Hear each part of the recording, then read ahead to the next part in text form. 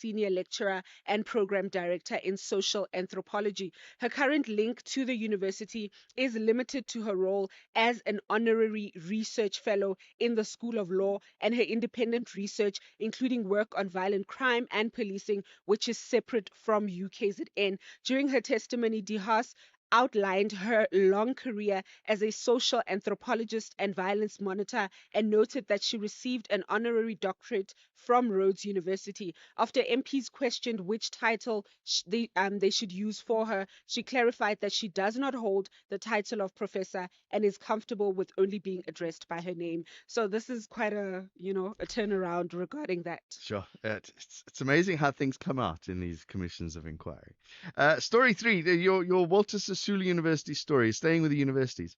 Yes, so the Walter Sisulu University SRC told Parliament that the university is being destabilized by corruption linked tender networks, especially around student housing, as well as collapsed security and governance failures. Outsourcing has enabled irregularities, while shrinking and unstable security contracts have left the campus unfenced and unsafe, increasing crime and student vulnerability. The SRC said that these problems have damaged the university's credibility and trust. It proposed major reforms, including insourcing 50% of outsourced services and upgrading lecture halls, labs, student housing, and campus infrastructure. And we know that this is quite a troubled university, and they recently had the protest as well. So we will have to watch closely and see how this All goes. right, plenty of stories happening. Those are some of your headlines, Melissa. Thanks very much. Jon Gericke on SAFM. All right, so we're going to our international news already. It's an ongoing issue that's happening up in Russia and Ukraine. There's been a couple of updates there. Now, NATO fighter jets scrambled in Polish and Romanian airspace. This is after Russia launched one of its largest overnight attacks on Ukraine, killing at least 19 people, injuring dozens across multiple regions. 470 drones, 48 missiles striking western Ukrainian cities near NATO borders, triggering emergency air defense measures as well. We're going to talk about that later on in the program. Looking forward to getting an update on the international news. There's also news out of the States about Donald Trump saying he's going to look into the Sudan crisis as well, which is great news that Sudan, as you know, hundreds of thousands of people killed, millions displaced, and there is talk from Donald Trump after his meeting this last couple of days about changing and getting involved in what is happening in Sudan. So look at your weather quickly. 16 minutes past 6 o'clock. There are impact-based warnings of yellow level 1, severe thunderstorms resulting in localized wind, damage to infrastructure and settlements, formal and informal, and localized flooding in susceptible areas over the high fault of Mpumalanga today. Also, a fire danger warning expected over the northwestern parts of the Western Cape and over the extreme western parts of the Northern Cape. There's an advisory of very hot to extremely hot and uncomfortable conditions expected over the Cummingburg municipality in the Northern Cape and over the West Coast District and Western Cape on Thursday and Friday.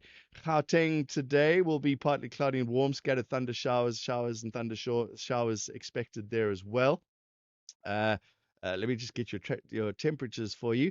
Pretoria today will be 14 to 25. Johannesburg 13 to 23. Partly cloudy, scattered afternoon showers and thunder showers. Vereeniging today 13 to 25, and Mbombela 15 to 24. Both will be partly cloudy, scattered afternoon showers and thunder showers. Polokwane today, partly cloudy, isolated afternoon showers and thunder showers, 14 to 22. Mahikeng, partly cloudy, isolated afternoon showers and thunder showers, 17 to 29. Vryburg today, fine. It'll become partly cloudy in the afternoon, 16 to 32. Bloemfontein, fine, becoming partly cloudy this afternoon, 14 to 29. Kimberley, fine, becoming partly cloudy in the afternoon, 16 to 33. Upington's fine, 18:37. Cape Town, fine and windy with a fresh to strong southeaster, 18 to 27. George is fine, a light and variable wind. It'll be a moderate southerly this afternoon, 13 to 22. Gqeberha is cloudy in the morning, otherwise fine. A light to moderate northwesterly early morning, otherwise a moderate to fresh southwester, 15 to 24. East London's fine. It'll become partly cloudy from mid-morning. A light northwesterly wind becoming moderate to fresh southwesterly by mid-morning, 15 to 24. Durban's cloudy, isolated showers and thunder showers. A moderate easterly to southeaster, 17 to 24. Richards Bay is cloudy, isolated showers and thunder showers. A moderate southeasterly wind. It'll become easterly to northeasterly towards evening, 16 to 27. And Pietermaritzburg has morning fog. Otherwise, it's cloudy, isolated showers and thunder showers from 12 to 24. If you're active on social media and love SAFM, we hope you'll take a moment to like or follow our SAFM page on Facebook and Twitter. These are the best places to find all the guest information, conversations, and stories you love from your favorite presenters, along with regular updates from SABC News. And don't forget, you can send your questions to feedback@safm.co.za.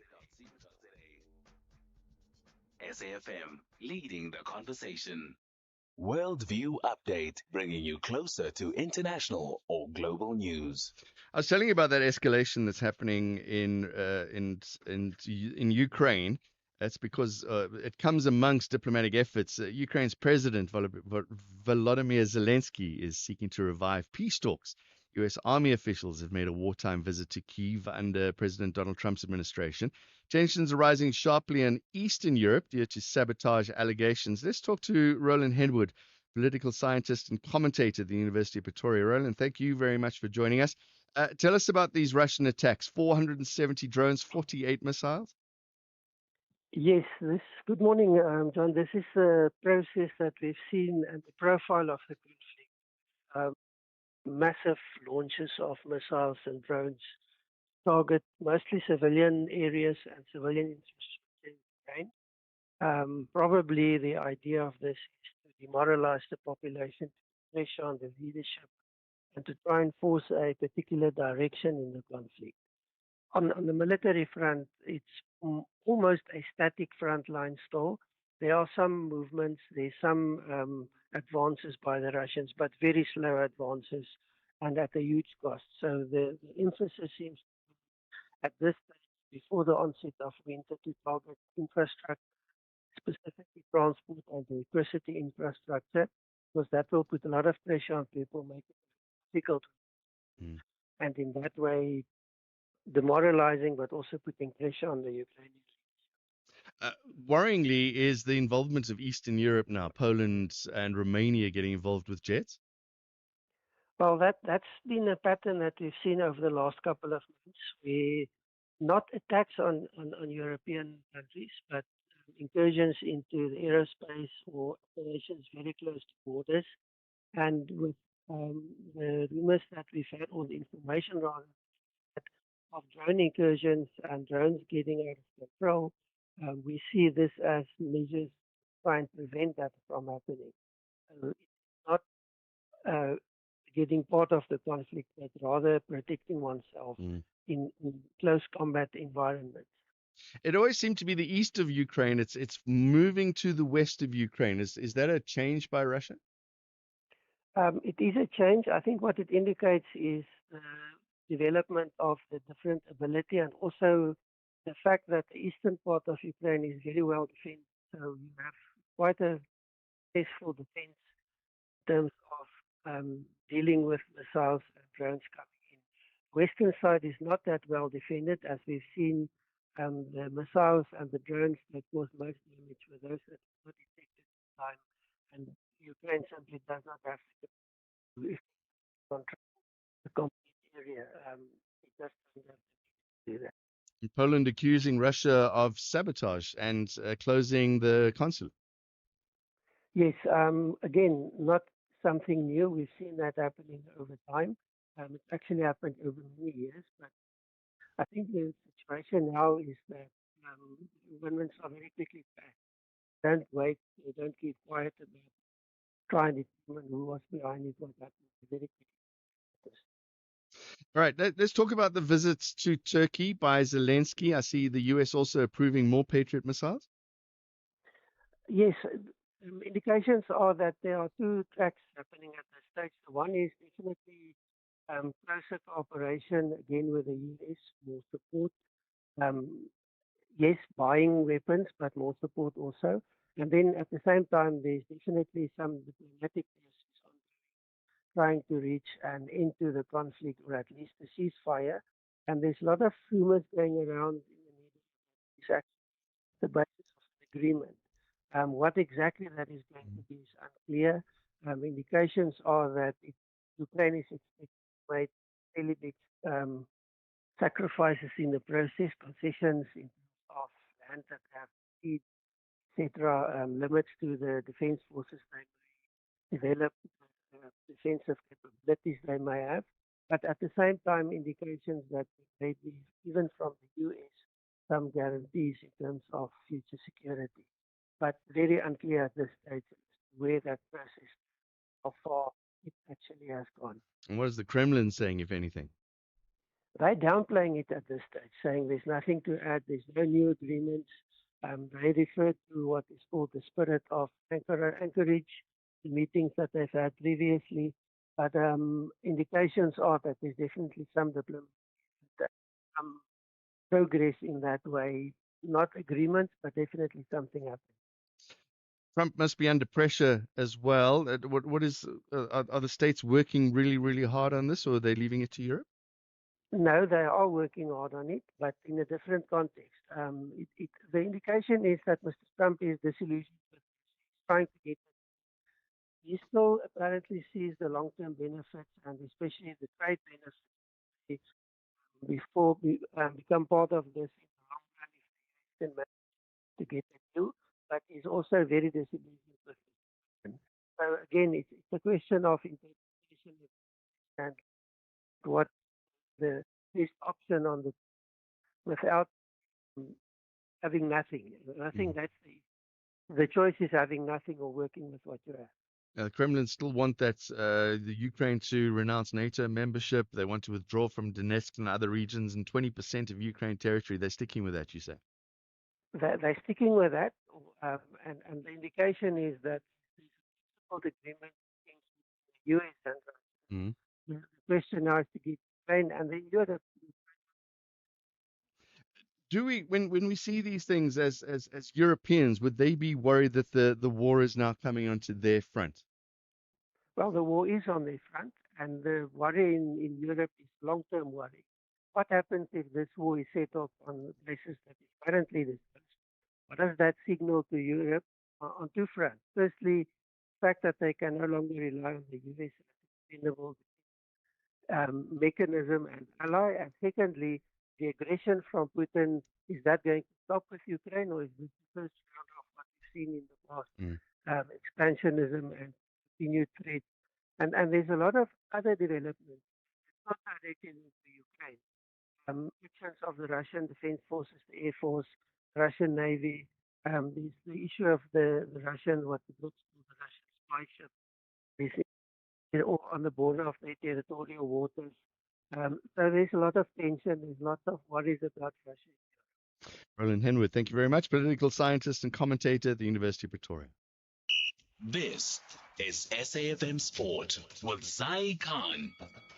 Morning, Zai. Red card dramas happening around here. Oh, yeah. And John, we know all too much about it, and it feels like the Boks are being treated rather unfairly. And I don't know what to say. It's getting a bit tricky at this point. All the inconsistency in the officiating and the Bok fans' blood pressure is very consistent at the moment. It's extremely high. Franco Mostat's red card against Italy, as well as Japan lock Harry Hocking's 20-minute red, have both been rescinded with disciplinary committees ruling the decisions were incorrect. Now, the Springboks were forced to play over an hour with 14 men while Japan lost by 3 points without a key forward, raising fresh questions about officiating consistencies and whether World Rugby's head contact system needs urgent fixing. More rugby, Springbok wing Cheslin Colby says the contest in the air will once again be decisive when the world champions face Ireland in Dublin this weekend. The Boks return to the Irish capital for the first time since 2022, where Andy Farrell's well-drilled side edged them 1916 in that bruising encounter, one of several tight clashes that have fueled the growing rivalry between the two nations. Colby says the global game has evolved. I think rugby overall has changed a lot. kicking has become a big weapon to all teams, and really so. It helps us as well how we want to play, and just watching the past few games that they've been playing, the kicking game has definitely not improved, but it's always been there for them. But they've been capitalizing quite a lot. Getting into the air and those lost balls that creates the scraps, and they've just been desperate more than the other teams to win those opportunities. And Springbok wing Cheslin Colby on the morning brief. Soccer, Morocco's Ashraf Hakimi has been named African Footballer of the Year, beating Mohamed Salah and Victor Osimhen after a trophy-packed season with Paris Saint-Germain. It was a dominant night for Morocco at the CAF Awards in Marrakesh with Ghislaine Chebak, Yassine Bounou, their under-20 men's team, and young stars Doha El Madani and Othman Mame all winning major honours. Elsewhere, Arsenal have confirmed they'll end their Visit Rwanda sponsorship after the 2025-26 season, while Paris Saint-Germain and Atletico Madrid will continue theirs. Cricket, the ICC, they've released the full schedule for the 2026 Under-19 Men's Cricket World Cup, co-hosted by Zimbabwe and Namibia from the 15th of January to the 6th of February. 16 teams, 41 matches, and a Harare final with India versus USA headlining day one. And finally, golf. The American Caleb Sarrett and Poland's Adrian Meronk share the early lead at the Saudi International on 9 under 62. Belgium's Thomas Pieters sits one back, while South Africa's Louis Oosthuizen is in the chasing pack at 6 under. That's your sport. Swing back for more at the top of the hour. I'm Sai Khan. Good morning. I'm Anne Musa. In the headlines, the police minister's chief of staff, Cedric Nkabinde, has accused forensic investigator Paul O'Sullivan of wielding huge influence in the criminal justice system. He was testifying before Parliament's ad hoc committee in Cape Town yesterday. The Matlanga Commission in Pretoria has heard how Brown Mogotsi lied about being employed in the police minister's office. This was for an application for a warrant to record a conversation between him and an alleged informant. And President Donald Trump says he signed a bill approving the release of documents related to the deceased convicted sex offender Jeffrey Epstein. I'll have details on these and other stories at 7. SAFM, guiding you through the rush hour traffic. Good morning. What looks to be recovery of an earlier incident on Joburg's M1 North going up into Buccleuch. So if you're coming up from Four Ways through Paulsoff, getting up to Ravonia and on to Buccleuch, just expect a big backlog. About 3 of the 5 lanes currently closed, but it is active, so they'll probably pull that vehicle off the barriers, get those lanes reopened, and you'll move again. But just at the moment, if you're sort of sitting facing Buccleuch, wondering what on earth's going on, that is the reason. N1 North through Deptford, that Uncle Charlie's fairly busy. Mike 1 from Boyson's up to Empire Road, that is already sluggish. The N3 North queuing into Buccleuch up to the roadworks, and just a heads up for Pretoria traffic coming in on the N4, same sort of deal looks likely as we had yesterday. Roadworks N4 inbound, this is the Emelefeni Highway at the N1, traffic already starting to sort of gather and bunch up back through towards Vartameyer Street area. Durban looking fairly standard fare for this time of day, nothing that sort of leaps off the page, of course, with the exception of that breakdown between Ashburton and Market Road, just slowing traffic arriving up into Pietermaritzburg. Long queues between Toes, Rafia and Mikey's Fontaine in the Western Cape area. Truck overturned there 4 o'clock yesterday afternoon. Here we are 14 and a half hours later. Truckers and motorists still stuck on that section of the M1. There's some very heavy queues there. And just a busy set of highways going into Cape Town. N2 from Khayelitsha all the way through. N1 from Brackenfell, busy to Sable Road. Rob Byrne, SAFM Traffic. With the ever-changing financial landscape, it can be difficult to make sense of all the moves at times. Join me, Jimmy Moyaha, on the SAFM Market Update with MoneyWeb, Mondays to Thursdays, 6 to 7 p.m, as we break down the key market trends, top financial stories, and smart investment insights, all in one place. It's everything you need to stay financially informed and ahead of the curve.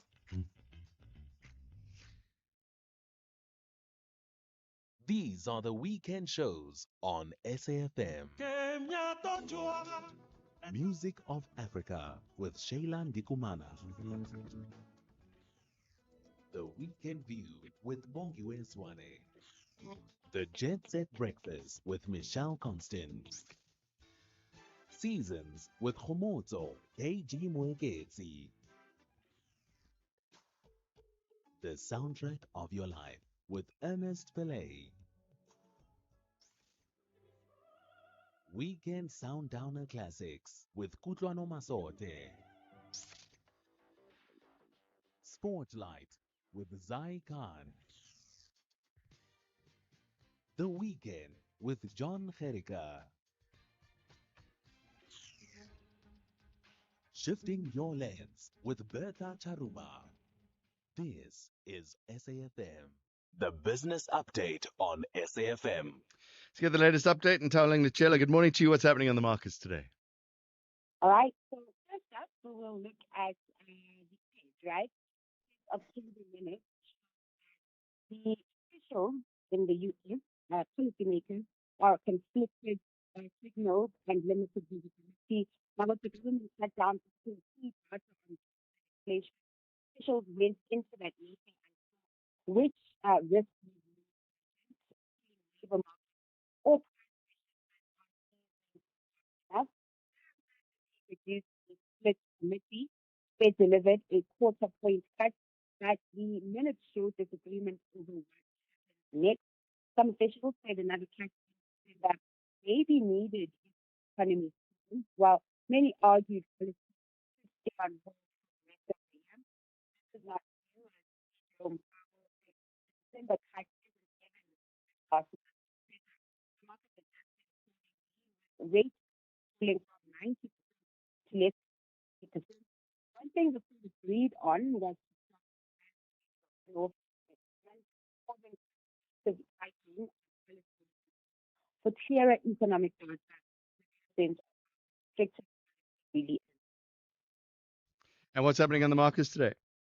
All right, in markets, U.S. stock stayed rebound overnight with stocks closing in the green in the U.S. after the AI fueled sell-off finally hit the pause.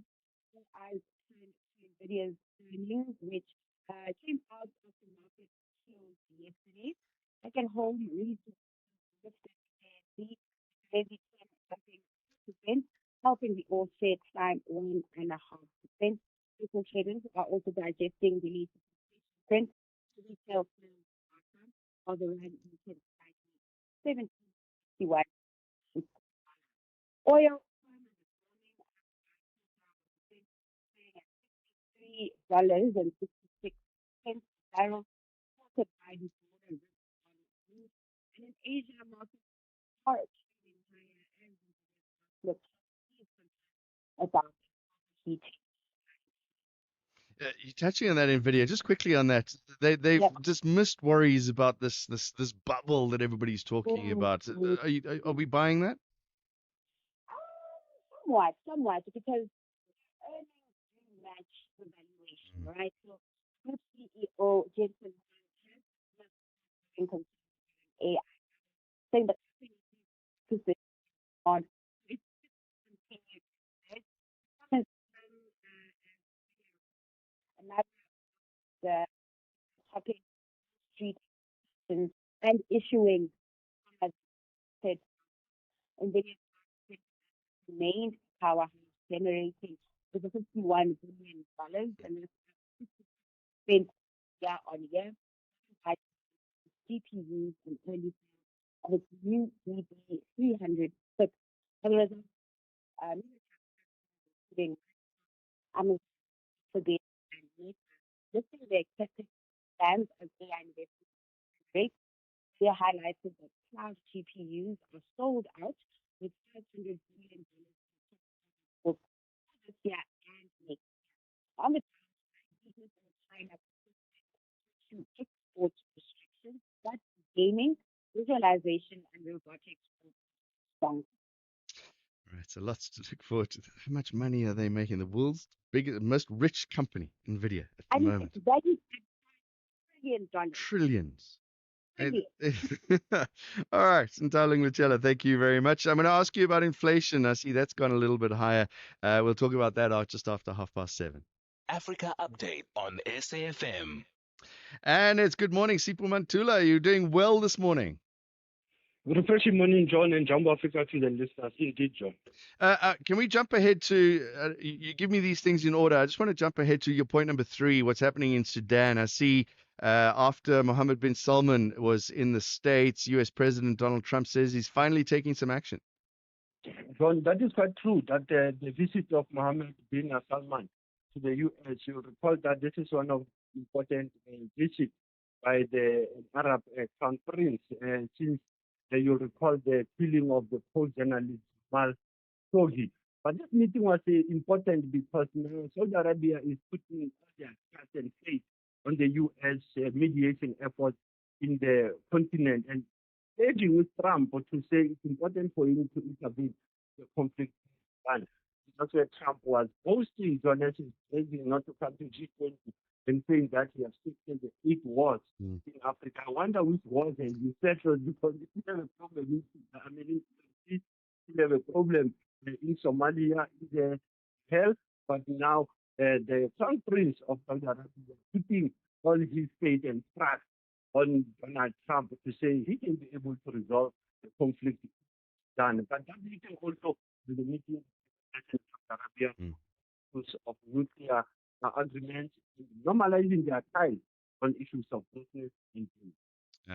I don't do a very good Donald Trump impersonation, but I'm not sure if Sudan is just a deal-making thing that he can go in and try and make a good deal. Absolutely, absolutely. Guinea-Bissau, what's happening there? John, it's 3 days to go now. We call it Guinea-Bissau decides. There's a presidential and legislative election taking place in Guinea-Bissau. And they're happening on Sunday, John. And when you look through our countdown, we are having the current president sitting, Umaru Sissoco Embalo, 53-year-old army general, who's seeking a second term, John, facing 11 challengers who are challenging for his presidential seat. But also there are issues in that country, John. When I look at the presidential candidates, I see the young one at the age of 47, Fernando Diaz, who has been he's a young person, young people in Guinea are deriving trust and hope from him. I also see Jose Mareo, who was a former president between 2014 and 2020, who has also been one of the candidates in the elections. Former defense minister and a former prime minister, Barijo Dad, also contesting. These are very interesting elections that are coming in Guinea-Bissau. John, we'll cover it also tomorrow in terms of our build-up for Guinea-Bissau. All right. What's happening in Sahel? I see the UN Security Council has called it a growing global threat. John, you will understand that Guterres was at the UN Security Council this week, and he tried to explain that warning the global leaders that terrorism in the Sahel is not only what he calls a regional dramatic reality, but it has become a growing global threat. It's raising this, John, you look at Mali, there's been issues of interruption on their fuel supplies, meaning some of the rebel groups are still active in Bamako. We looked at the question of Mali, Niger, Burkina Faso pulling out of ECOWAS, one of the areas where they are struggling to maintain this global terror. And when you look at what you call the global terrorism index, the Sahel, it is one of what they call the global epicenter terrorism. So the UN is concerned, is raising the flag. The global leaders about attending the challenges that are facing the Sahel region, which I said is Burkina Faso, Mali. Okay. And what's in your archives today?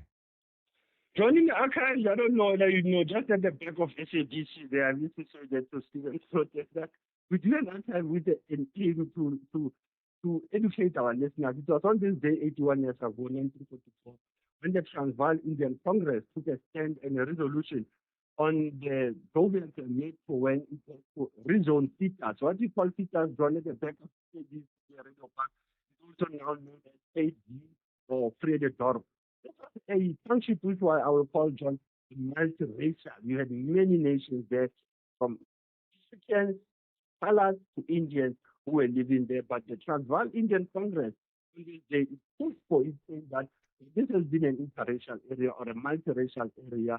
Now they are against the removal of people who were moved out of cities. So look at Newcastle, Western Native Township, John, southern part of Claremont, was supposed to be part of it, and others were in Sophiatown and moved to Orlando. These are interesting archives, John, as SAFM is coming live and direct just at the back of a historical moment. SAFM still within a conversation. Sibu Mantula, thank you very much. Steadies understands that victory in their own backyard is highly important before the going gets tough on foreign soil. While the Congolese Giants want to kick off their group stage campaign on a high note. This is the CAF Confederation Cup encounter. Stellenbosch FC versus AS Otoho. This Sunday, 23 November at 2:30 p.m. Live on SABC Plus and SABC One. Then on SABC radio stations at 3 p.m. Proudly brought to you by SABC Sport.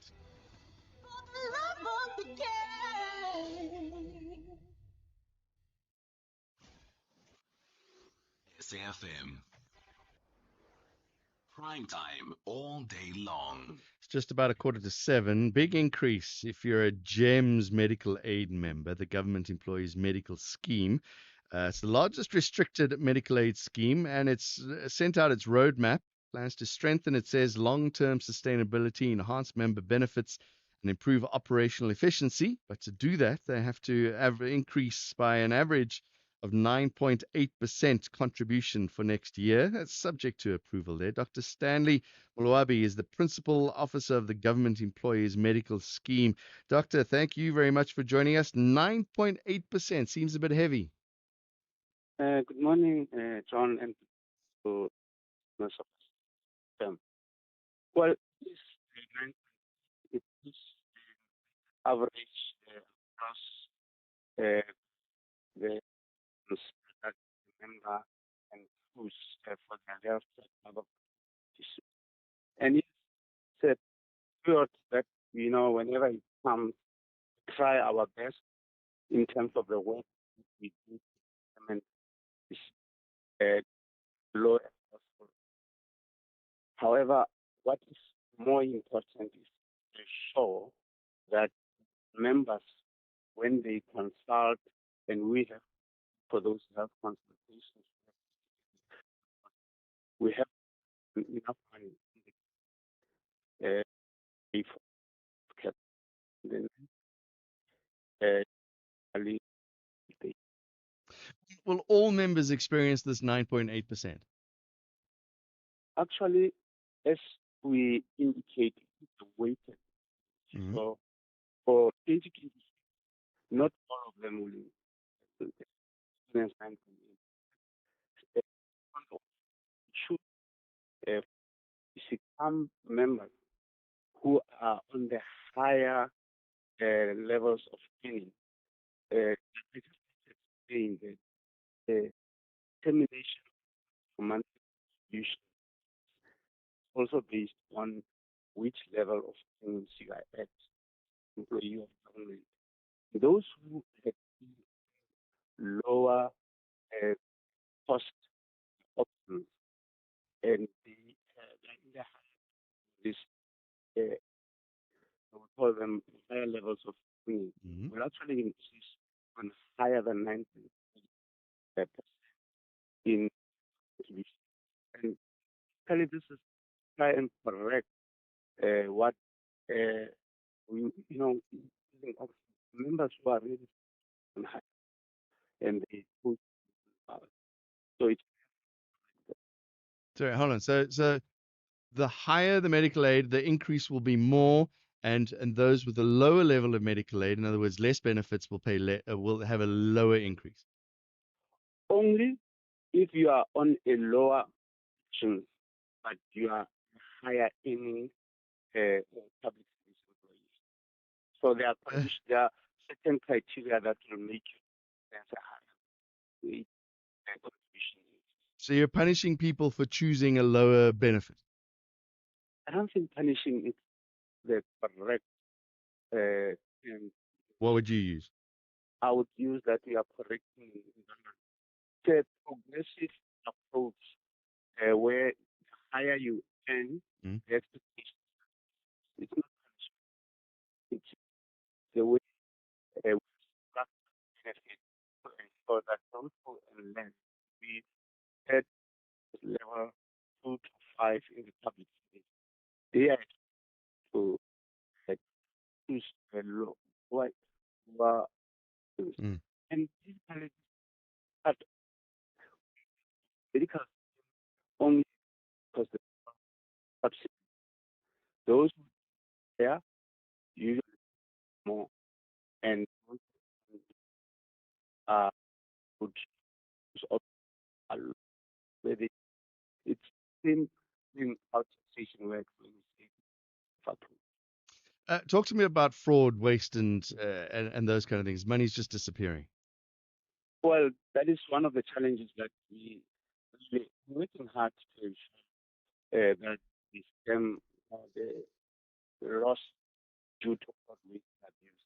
And if you remember, our approach as an industry, we uh, identifying those and playing barriers also led to nine higher where they had done.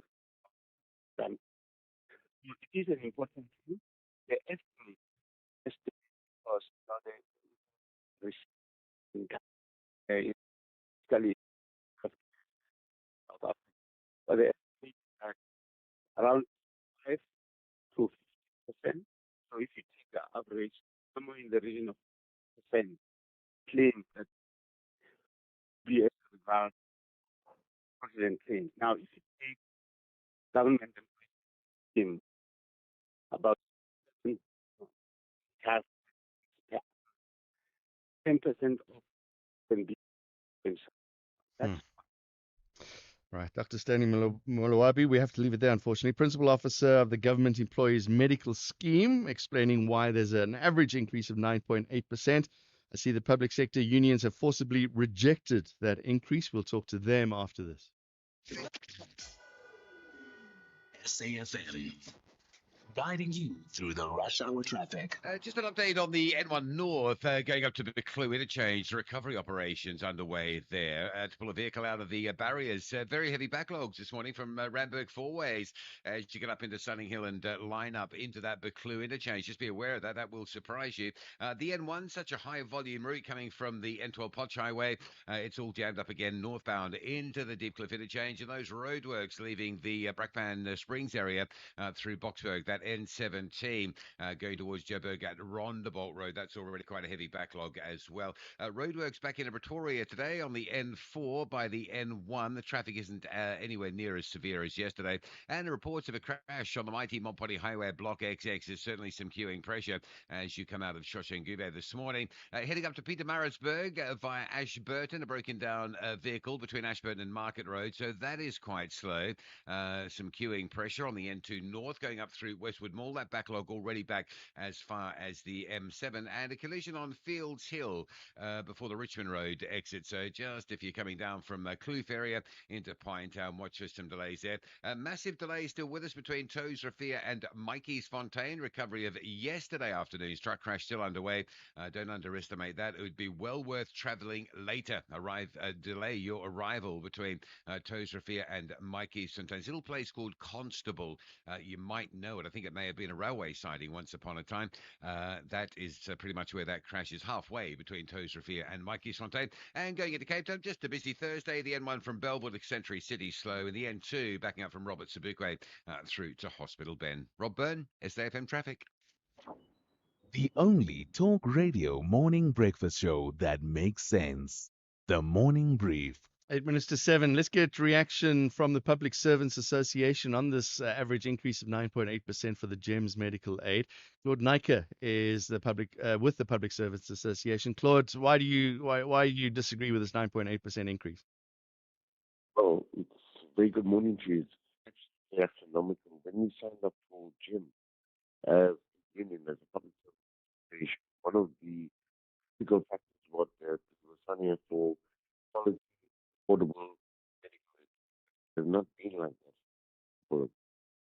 And last year we increased percent while public service of salary 5.5, and this year we get an indication between 4%, 6%, while the medical aid increased 9.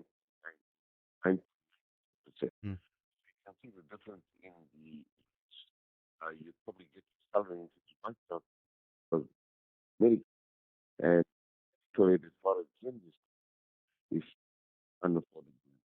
You said that members are So, cancelling their medical aid now because of this. well, look, it's no longer a, what, uh, luxury now to actually have. And to keep one of the drastic will not come back. Mm. Will not absolutely afford by state.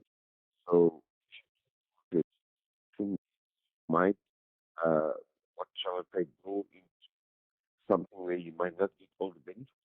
So, do you try to re what then happens if you don't really afford it? James is saying you're not going to find anything cheaper. They're still one of the cheapest. Well, look, we did a comparison with other medical on a option of cards that might be affordable and go on. James keeps saying there's lots of fraud, Mm. vendors that are utilizing network that is using doctors who are out of the network, resulting in them that pay more and more in trust business. So last week, we had made legislation audio committee on out stating that we're not happy with them. Remember, when we signed up with them, one of the did that we did because however, the increases are not something that is negotiable. Right. It's then you back on your increase.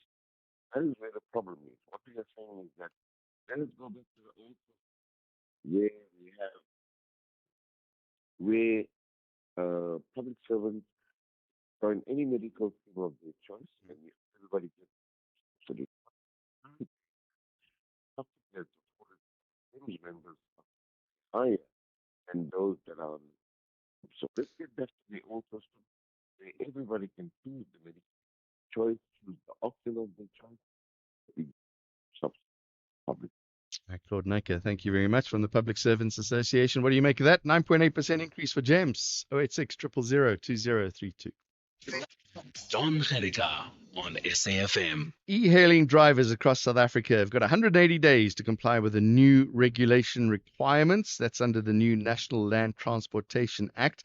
Colin Msibi's Transport Department spokesperson. A host of new things that e-hailing drivers have to follow through. The one that jumped out at me is this extra license fee of 600 Rand, Colin. Give us the details. Hi, good morning. Thanks for having us. Look, the issue is that, first of all, for you to get a operating license, you must have registered with an app company or individual who's providing an app. So basically, that's what we are saying. Without that, you're not getting an operating permit, license. So the issue of 600 Rand is about the operating permit. That's what you have to pay. Operate. So it has nothing to do with the registration of the app. The registration of the app is about 5,000 Rand, and that's for 7 years at the maximum. So 600 is about operating license. So some social. Who do you pay that? Who do you pay that to? Do you pay that to the internet company? Now the 600 Rand they are paying to the regulatory entity in the province. So when you go to the province, that's what you apply for the e-hailing operating license. That's what you pay. Yeah. Okay. So One of the worries, one of the things that came up as well was vehicle branding as a safety issue, that people can see that you're driving in an Uber or a Lyft. Look, that issue's been there for years, even in the mini-bus taxi industry.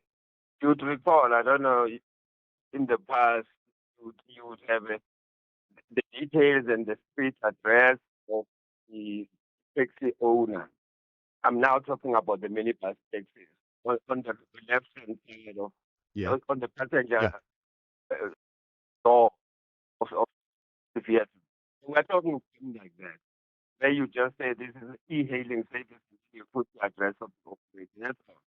There's this thing of a notion of saying, well, we have to brand in colors and so forth. E-hailing. No, we're not doing that. So it's similar. What's been done in the minibus taxi industry, where you put the address of the operator. That's right, the e-hailing system. And you know why? There's so many fly-by-night people listening who are providing e-hailing service. Only to find somebody is not even registered properly, doesn't have what we call at the moment the Tata permit or meter taxi operating licenses. So we're trying to update all those things. Does this new legislation also look at the e-hailing apps themselves, making sure that they're treating their drivers correctly? Absolutely. The issue is that when you register your app with the National Public Transport Regulator, you've got to also have a certificate which you would have received from ICASA, because we do not have the check for app. So ICASA assisting us with us checking if this app that we are going to register is above board, everything is in order. So if you do not have that certificate, so certainly you won't be able to register your app. So they need to it. But second, when you apply and you have to go through your application, you must come and demonstrate how you have worked. So it is part of trying to ensure that issues, for instance, of the details of the vehicle, the details of the driver, are captured correctly. The issues of safety when it comes to panic buttons are also captured on the app. So all those features you would need to demonstrate the regulator that they work properly and they're in their business. Quickly, Colin, if somebody doesn't follow through with these regulations by 180 days? Well, if you don't follow through and you continue to operate, your car will be impounded. Two, if you've got an app that makes you operate, yet you don't have an operating license, that company, the app company, which has given you permission to continue to operate, will be fined 100,000 or 2 years in prison. That's it. Speaker. Colin MCB, Transport Department spokesperson. Thank you very much. It's 7 o'clock. Outsurance is in the business of saving you money on your car insurance premium. If they can't, ask for 500 Rand. SMS out to 30754. That's out to 30754.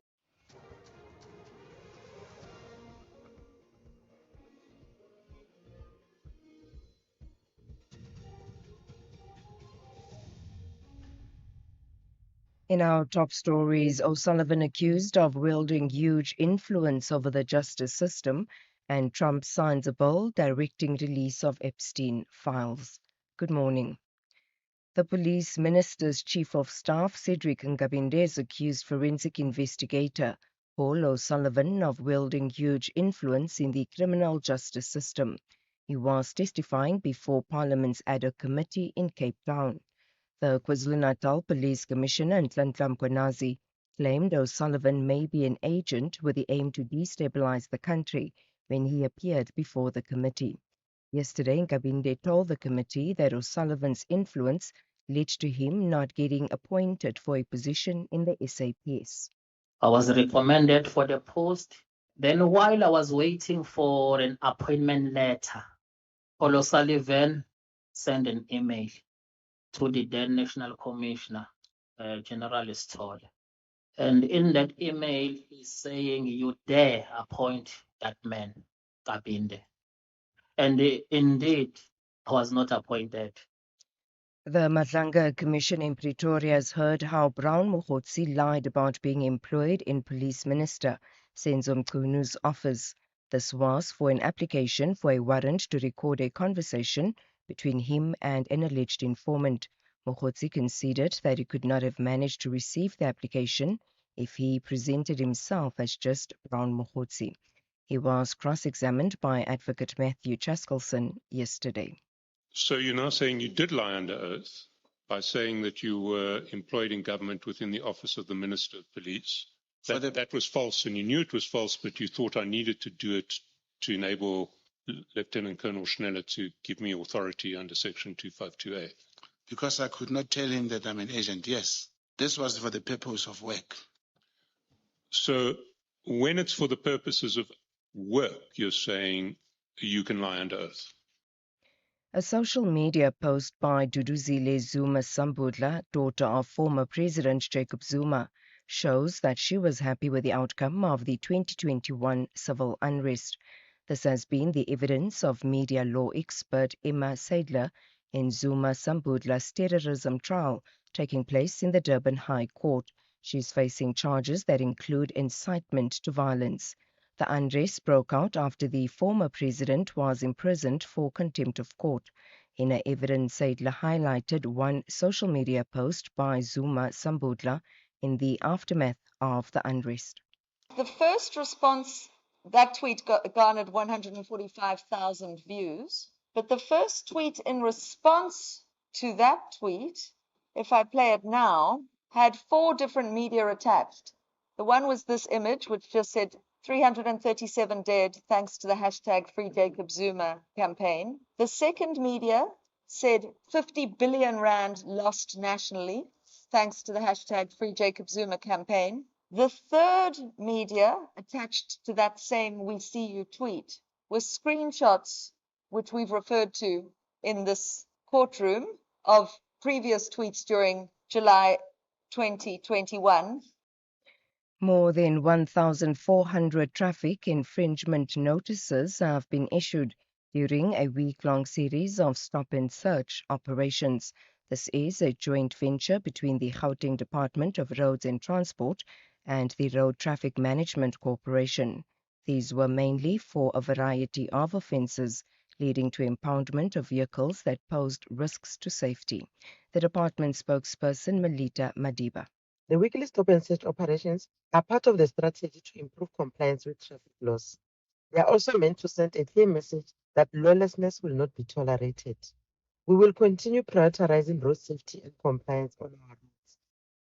Further afield, and finally, U.S. President Donald Trump says he has signed a bill approving the release of documents related to the deceased convicted sex offender Jeffrey Epstein. The U.S. Justice Department now has 30 days to release the files. The BBC's David Willis has more.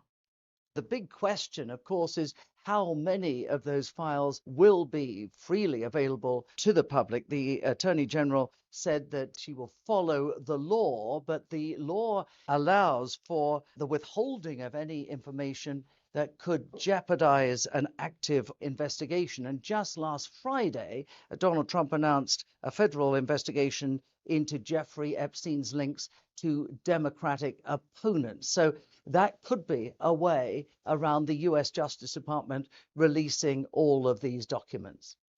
Recapping the top story, the police minister's chief of staff, Cedric Nkabinde, has accused forensic investigator Paul O'Sullivan of wielding huge influence in the criminal justice system. He was testifying before Parliament's ad hoc committee in Cape Town yesterday. For SAFM News, I'm Anne Musa. Outsurance will go out of their way to try and save you money on your car insurance. If they can't, ask for 500 Rand. SMS out to 30754. That's out to 30754.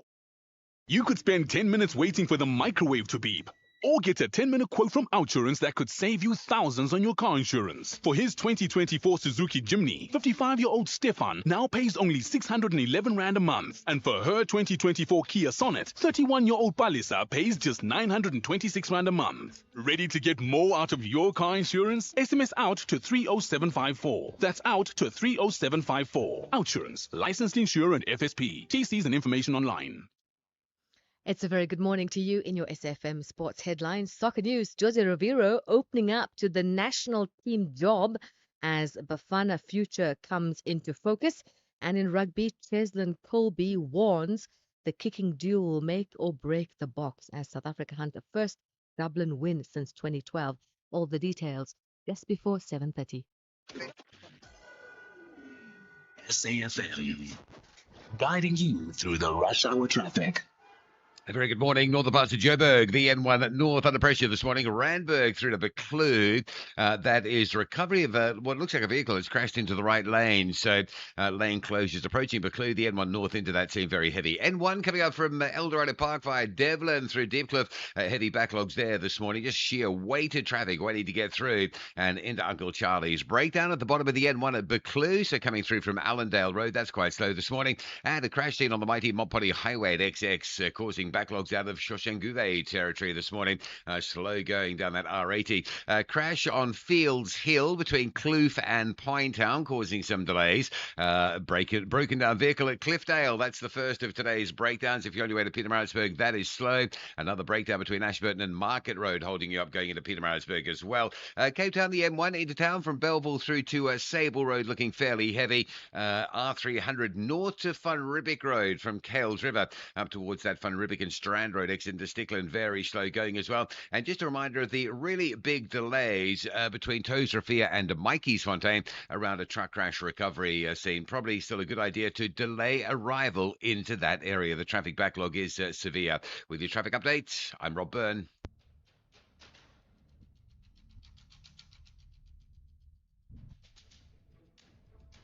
The Morning Brief, Monday to Friday, 6 to 9 a.m.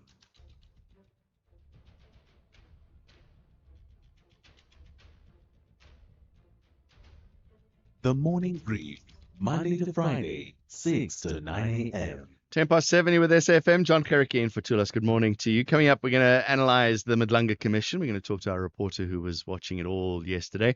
Then we'll get some analysis from Professor Kolofela Rakubu, who's a criminologist. And then later on in this hour, a growing number of statutory rape and sexual misconduct cases happening in South African schools. Experts and a host of people have got together and they've condemned all of that. Hendrik Makaneta is the founder of the Foundation for Education and Social Justice Africa. Going to have a conversation about that.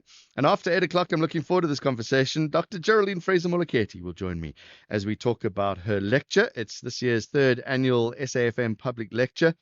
She will lead a compelling exploration on how South Africa can rebuild its social contract to achieve inclusive and sustainable growth. Looking forward to that conversation. That's coming up in an hour from now. It's 7:10. If you're active on social media and love SAFM, we hope you'll take a moment to like or follow our SAFM page on Facebook and Twitter.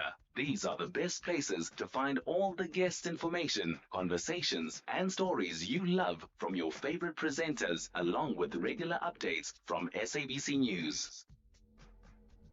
And don't forget, you can send your questions to feedback@safm.co.za. SAFM, leading the conversation.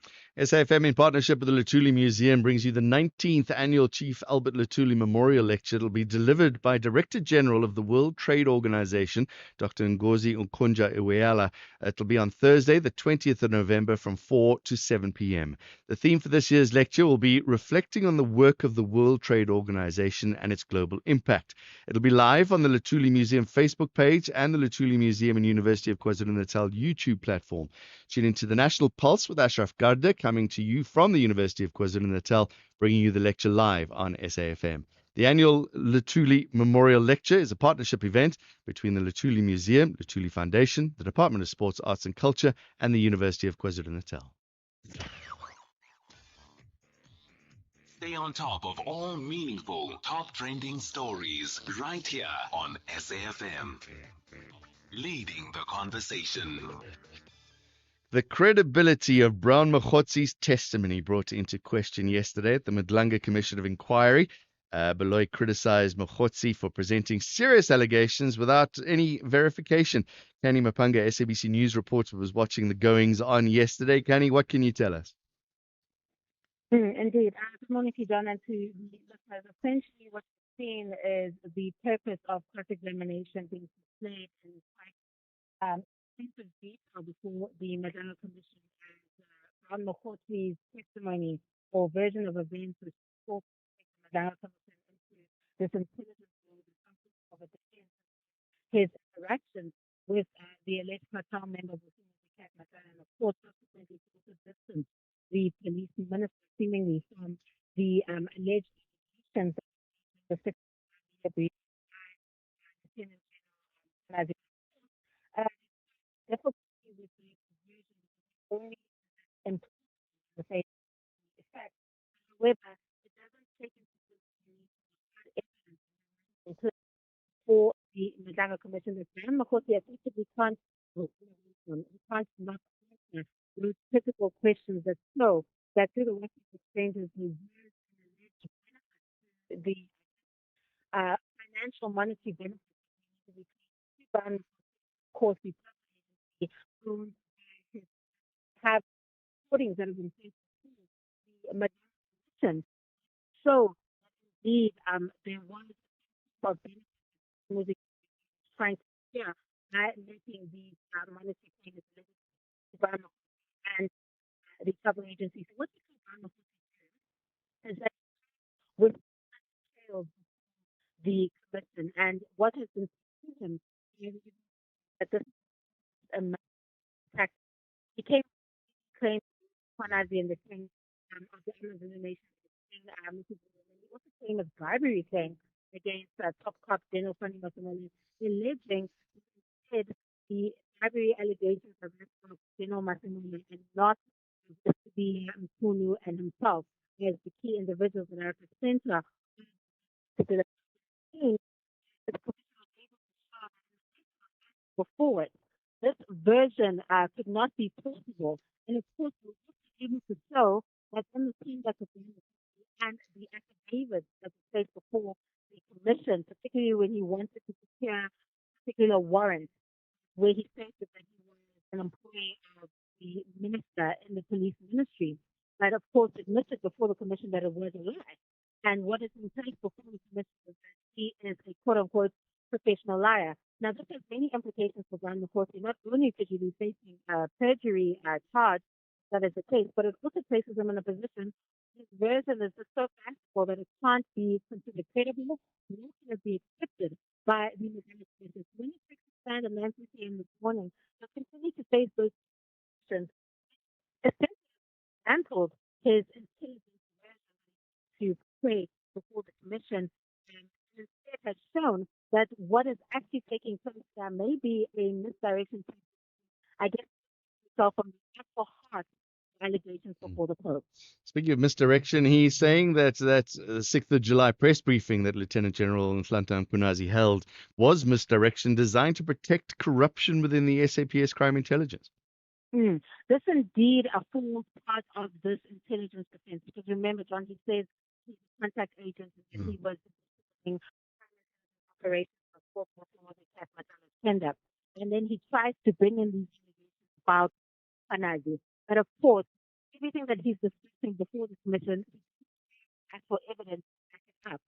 Also, that it's anything to do with the heart of the claims that were made during the 6th of July, lead the evidence leader reach the conclusion that it's merely just to drive the commission or divert the commission away from the true question that is being placed before it, which is this, I guess, allegation of the corruption in the criminal justice system, where Dan place at the center between this alleged improper relationship between two ministers, who's now on the lead of action and allegedly worked with Masala, who is an alleged Qatar member.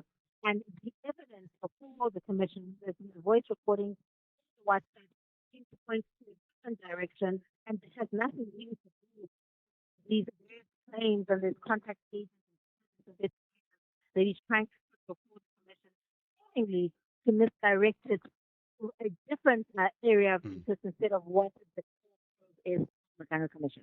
Was he questioned about this alleged attempt on his life? This whole, what was it, a week of interesting goings on when he was found and then he was missing and then there was this incident on the 3rd of November? Not in quite great. What you saw in his evidence he introduced different topics, seemingly to add to what was taking place or what the essential probe is. But it seems that yesterday they were able to reel it into the core issues that he answer to in the rules, really about the interaction with working with the cat that he was trying to, I guess, seemingly distance himself from the core allegations that he was being placed, that was rather being placed before the answer to.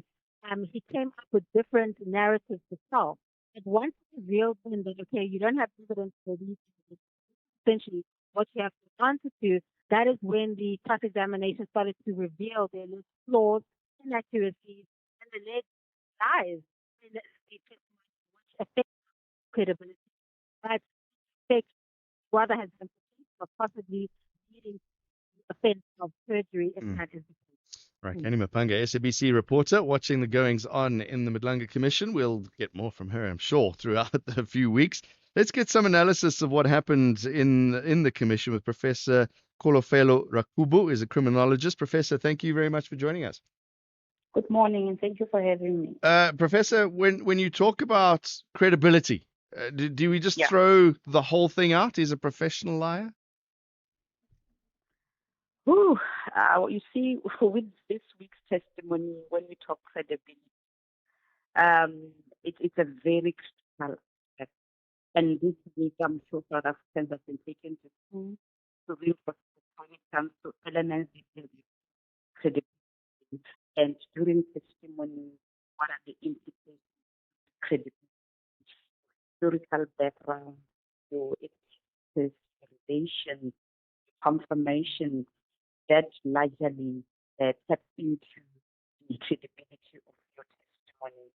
And now we'll tap into your Brown Mogoti's testimony. Before he could even provide Sarah's testimony, already there were factors that would then lead South Africans to now classify or categorize provided. So let's break it down. The first of all, let's talk about this misdirection that I mentioned briefly, designed to distract from the internal crime intelligence corruption. That's what he said the 6th July press briefing was all about. Do we believe in that? It's hard to believe because he has not provided any substantive evidence or documents or any corroborations or any counter arguments to substantiate that the July press and it was to believe that because already compromised honest.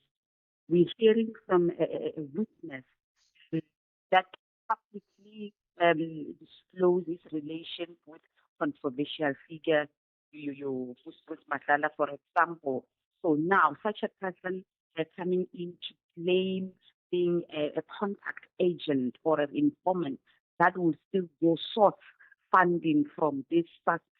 Then the minute that this kind of an individual comes in, provide a reasoning on something, already the honesty is compromised, and now you step into of bias and undue influence because now he suggests this action, admitting that I asked money from someone, obviously loyalty in this Brown Mogoti's financial interest than his pursuit of justice.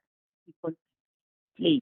You wonder whether this evidence is found and it is complex witness, if I were to say so, because if the commission was taken to task, he had to agency reprimand at some point. He had to now adopt a cross-examination and clarification strategy because they were using him here and there. Then now we can further utilize corroboration strategy or even call for an expert on the subject matter. And here we are also the possibility of perjury, risk of perjury charges are common because he will deny them statement, he's intentionally making confusing or ambiguous just to hide or certain truth or to even explain the of events. So it's potentially, and what he has adopted generally is your strategic fabrication, right? Where he makes sensational allegations as a misdirection, which I don't think it works. It's up to the commission now to find the nuggets of truth within this whole testimony. Or do they just write this off? Or, like you say, now have to call in experts and try and sift through all the lies or alleged lies and find those individual pieces of truth? There'll be a need for corroboration because commission is likely to require substantial independent corroboration for any of Mogoti's claims to sexual, because evidence that is not supported by any other witness or document or established fact may be dismissed and unreliable. So, unreliable. So, case where in the Supreme statement and it's saying no, it's written brown, fancy brown, but it's not brown, or a pulse has been deleted, or this and that. At some point, although I did not find any evidence that would require calling an expert, they took him to task because there were contradictions in his and largely they reprimanded him and because he utilized more evidence based. He rely on what he has said. So he is contradicting what he has said to the commission. So I don't think they will have to go the extra mile of calling an expert because now you write this and the reason why I'm saying it's very difficult for the commission is because he even lied in the oath. So you never know what really is this person providing as truth or not. Prof, He now claimed certain potential here and there. Prof, just quickly, there have been accusations that people are using this commission and the ad hoc committee in Parliament. They're using almost as theatrics. Is that a problem and could lead to the downfall of these things? I wouldn't say they are used as theatrics. The downfall will be in finding particularly actionable recommendations, especially for Mazang. So much has been heard, and the phase two, wherein the implicated people have to come in and counter argue. The issue is with how the commission is going to deal with strategic fabrication and sensational allegations, because I'm sure others that will be coming after Brown to defute or to counter argue are coming with multiple strategies. So the commission will have to have a thorough strategy in handling all these questionable testimonies that we anticipate.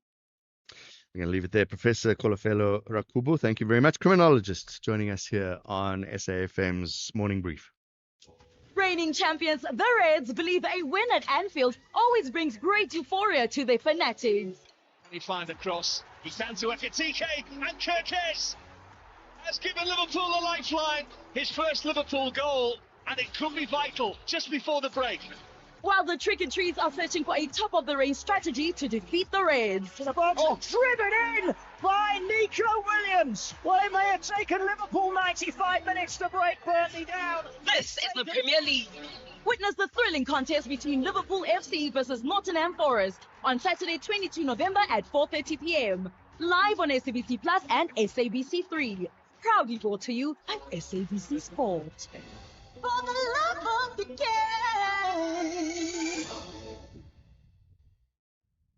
When love turns to hate and hate turns to violence, the truth is never simple. In Love and Hate Crime Season 2, real stories expose the dark side of human emotion, where identity, passion, and prejudice collide. Powerful, unflinching, unforgettable. These are the crimes that challenge what we think we know about love and humanity. Thursdays at 10 p.m. only on S3. S3, open up. Yes. This is SAFM Sport with Zai Khan. Morning, Zai. I see you're leading with Jose Rivera open to a national team job. Was that a question he was asked, or was he volunteering this? Actually, that's a very good question because it looks like he's the way we shop for Black Friday special. I think he's shopping for the national team.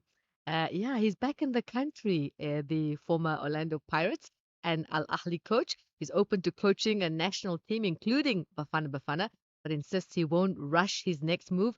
He's in South Africa as the Carling Black Label Cup ambassador and says any future job must tick his non-negotiables, though he's willing to adapt for the right project. And with the Hugo Broos set to leave after next year's World Cup, Riviero admits a national team post is very attractive. Yeah, of course, I'm open to explore every kind of opportunity that my career will offer to me. Of course, once you are in the market, and luckily I have the opportunity to be, like I said before, be part of a successful team during 3 years here. Um, so yeah, we're still getting opportunities, but I'm taking my time. European football now. Barcelona have been cleared to host Champions League matches at their partially rebuilt Camp Nou. They'll return to the iconic venue on the 22nd of November in La Liga, followed by a Champions League clash against Eintracht Frankfurt on the 9th of December. Cricket, the Lions are out of the Cricket South Africa T20 Challenge after a dramatic super over defeat to the Northwest Dragons at the Wanderers. Evan Jones blasted a record 54 of 18 balls to drag the Lions back into the contest, but the Dragons holding their nerve, and that was in the decider, chasing down 8 runs to seal the win. Rugby, the Springboks are gearing up for another brutal test in Dublin on Saturday, and Cheslin Colby says the aerial battle will be crucial once again. South Africa hasn't won in Ireland since 2012, and Colby, who's never tasted victory at the Aviva Stadium, expects a contest as physical as you can get. Yeah, we definitely haven't won here since 2012, if I'm not mistaken. And whether we played in South Africa or whether we came here or on a neutral ground, it's always been 50-50. But yeah, we just need to make sure that we implement what we want to implement on the weekend and what the coaches has set out for us, but also to adapt to the scenarios on the field. But yes, South Africa, Ireland it's always a massive game. It's going to be as physical as you can get. Motorsport now. Las Vegas is banking heavily on this weekend's Formula One Grand Prix to help offset a tourism downturn. The race, now in its 3rd year, is expected to provide a major economic boost as visitors' numbers soften across the city. And finally, tennis defending champions Italy opened their Davis Cup quarterfinal with a win as Matteo Berrettini beat Austria's Jurij Rodionov in straight sets. It was a long lightning delay that added to the drama. Italy leading the tie 1-0 heading into the next singles rubber. We'll bring you the next round of sports. We'll serve it up. Top of the hour. I'm Zai Khan. Good morning, I'm Anne Musa. In the headlines, Parliament's ad hoc committee looking into concerns of national security will consult its legal services on what steps to follow after a witness before it received a threatening message. Tembisa tender kingpin Morgan Maumela's name has come up during the cross-examination of Northwest businessman Brown Mokgotsi at the Matlanga Commission in Pretoria, and the DA in Gauteng has called on Premier Panyaza Lesufi to blacklist service providers implicated in the Tembisa hospital looting scandal. The party intends to picket outside the Premier's office today. I'll have details on these and other stories at 8. SAFM, guiding you through the rush hour traffic.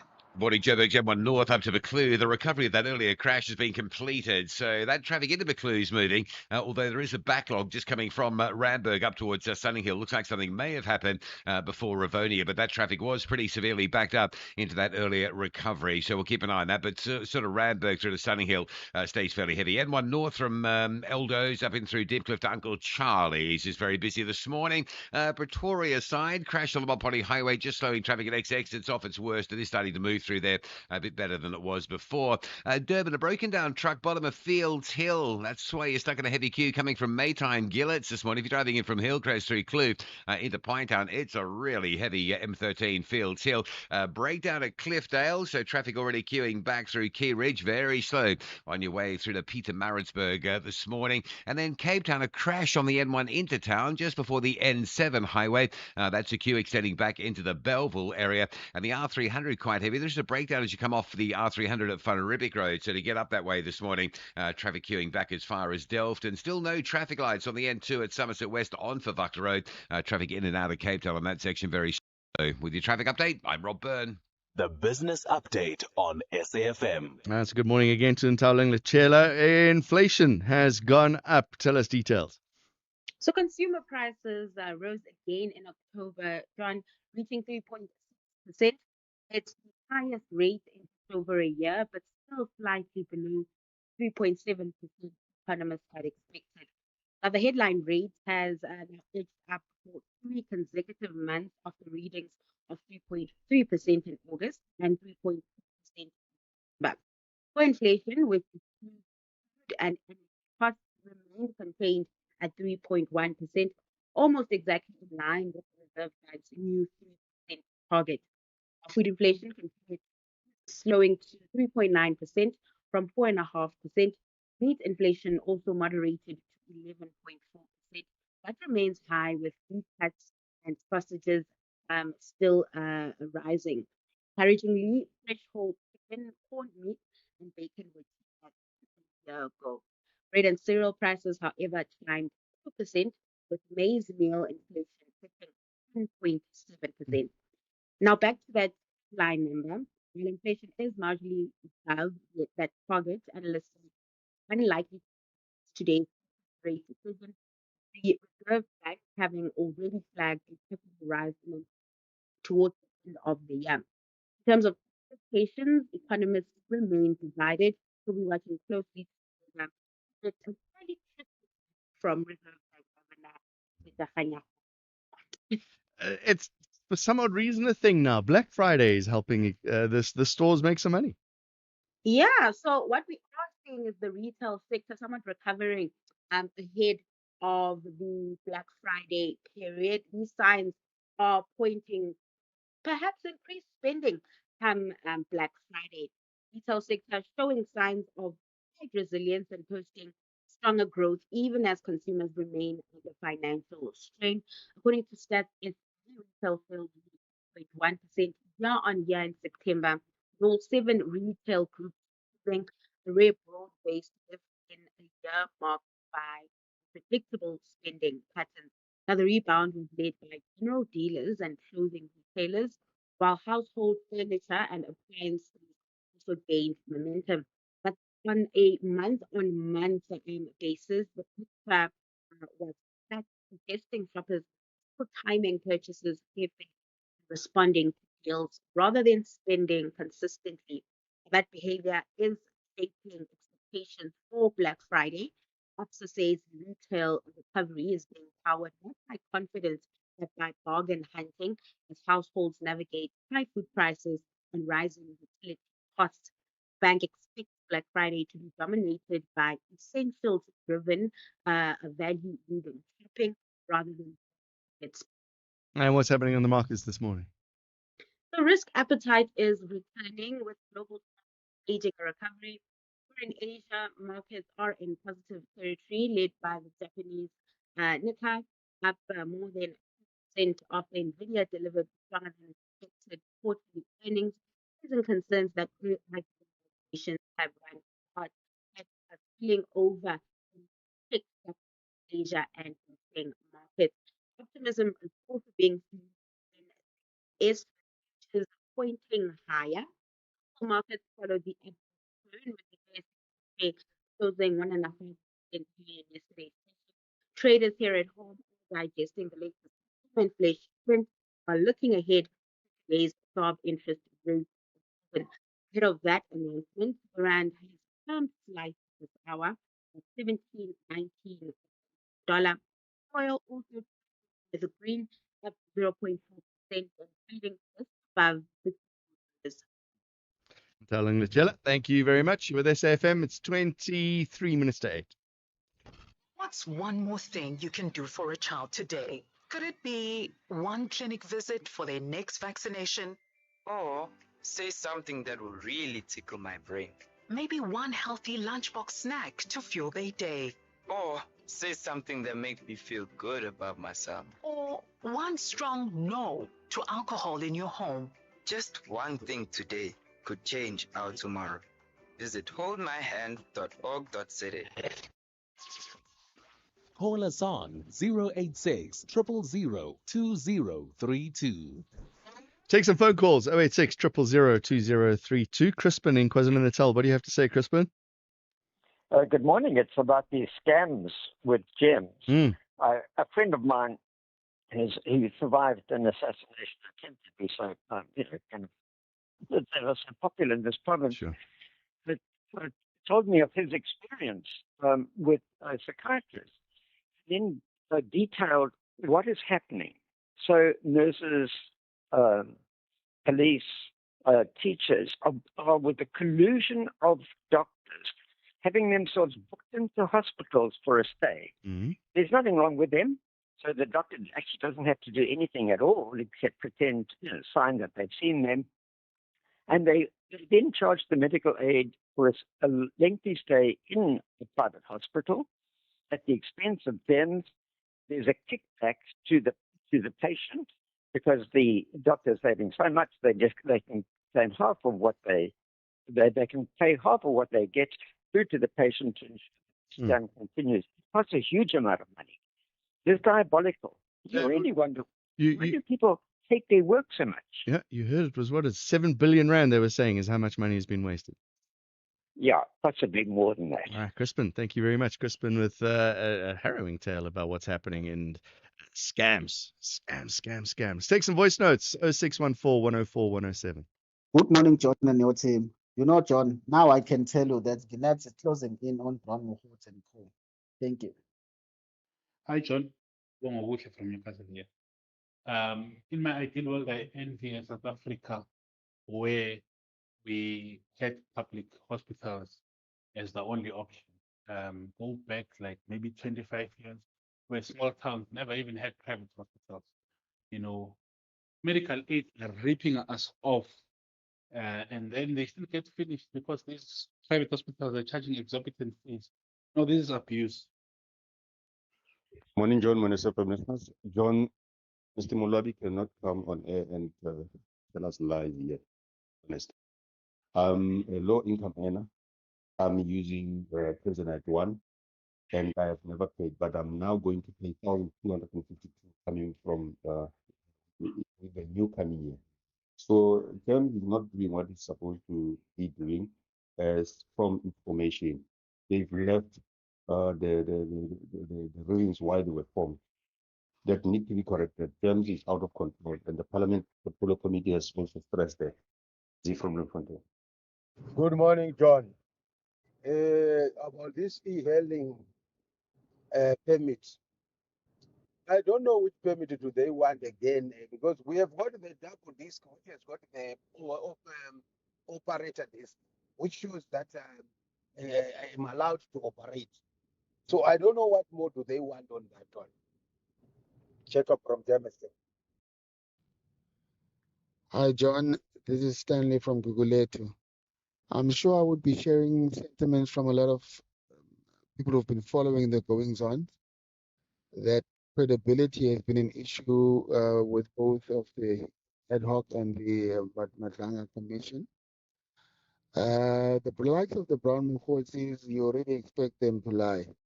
But my problem is where people that are supposed to carry a lot of credibility, it could be Shamila Batoy or the old lady that was there, or anybody else, when they start weaving a few lies here and there, that's the one that becomes a bit tough to detect and maybe even deal with. But I think the main question would be what needs to be done once it's discovered that people have lied. Will there be consequences? Good morning, John, and the listeners of SAFM. John, I just think that Brian Mokgotsi is just there to tell us stories. It does not have a single thread of proof. I think Mkwanazi's media briefing caught them with their pants down. Brian Mokgotsi, Funu, and Sbia, they didn't know this is coming.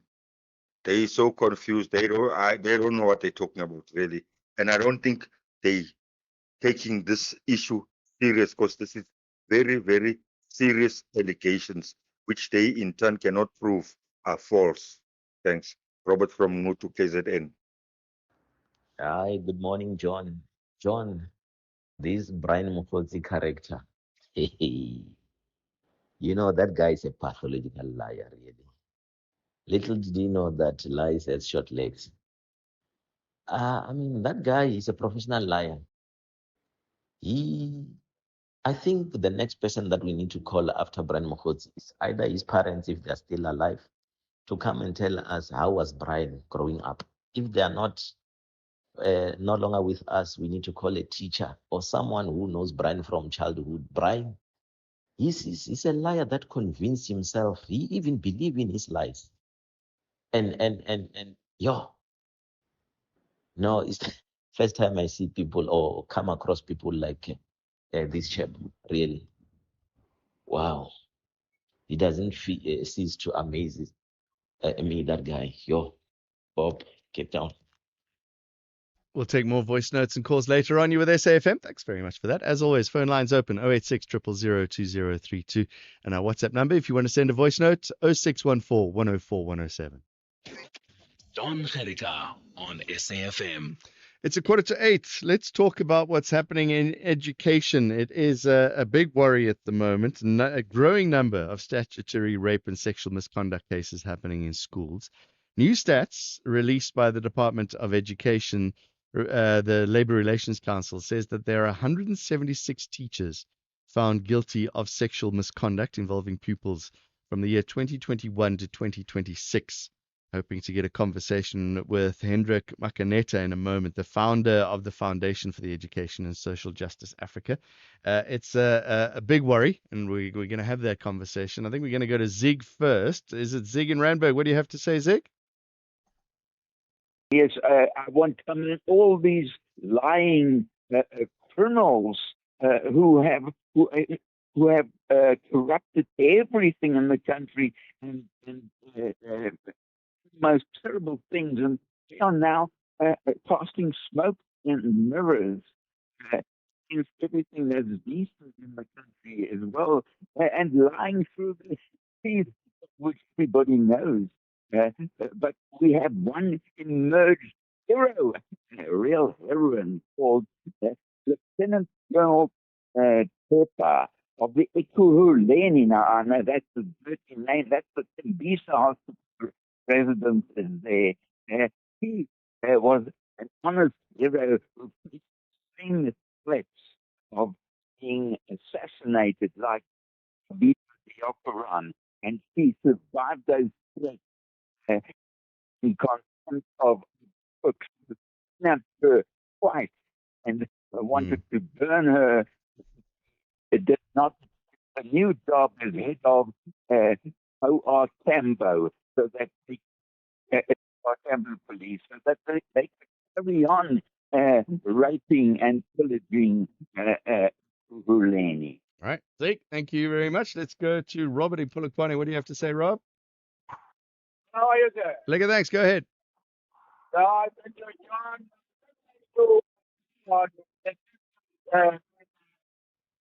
In use information like the donor commission, that's where to prove that the imbalance, corrupted police, even though we have couple of statistics, but we're proud to this that at least some of the immediate problems that affect our society in the legal system. So, All right, simple and short and sweet. I Yeah, like it. so- Let's commend the commission, first of all, that it's happening. Second of all, the way it seems to be done. But the proof is in the pudding, something like that. What's the whole saying? What happens at the end of it is the important thing as well. Tabo and Richards Bay, what do you have to say this morning? Hi, good morning, good morning. Sorry, I'm a healthcare professional. I wanted to just pitch in on the party's talk around, the medical aid to Western Yes. Africa, especially around the government medical team. Mm-hmm. I think this is the point that I think we're missing here is And this is, I think, that union have important. I mean, principle of the union is what is some point. Why, in a democratic society, we have um, I don't know how to call it. It's one medical government employees cannot choose to belong to any other medical scheme. Let's call a Unless monopoly. they would not, you know, this monopolized system in a Right. sense.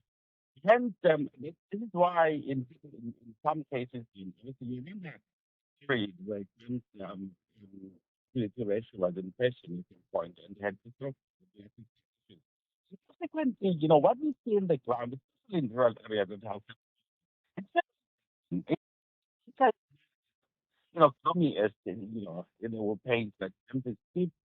Number one is that I don't think it's reasonable for most of the lay or government employees to be able to cover even those employees living below, you know, in fact, the employees.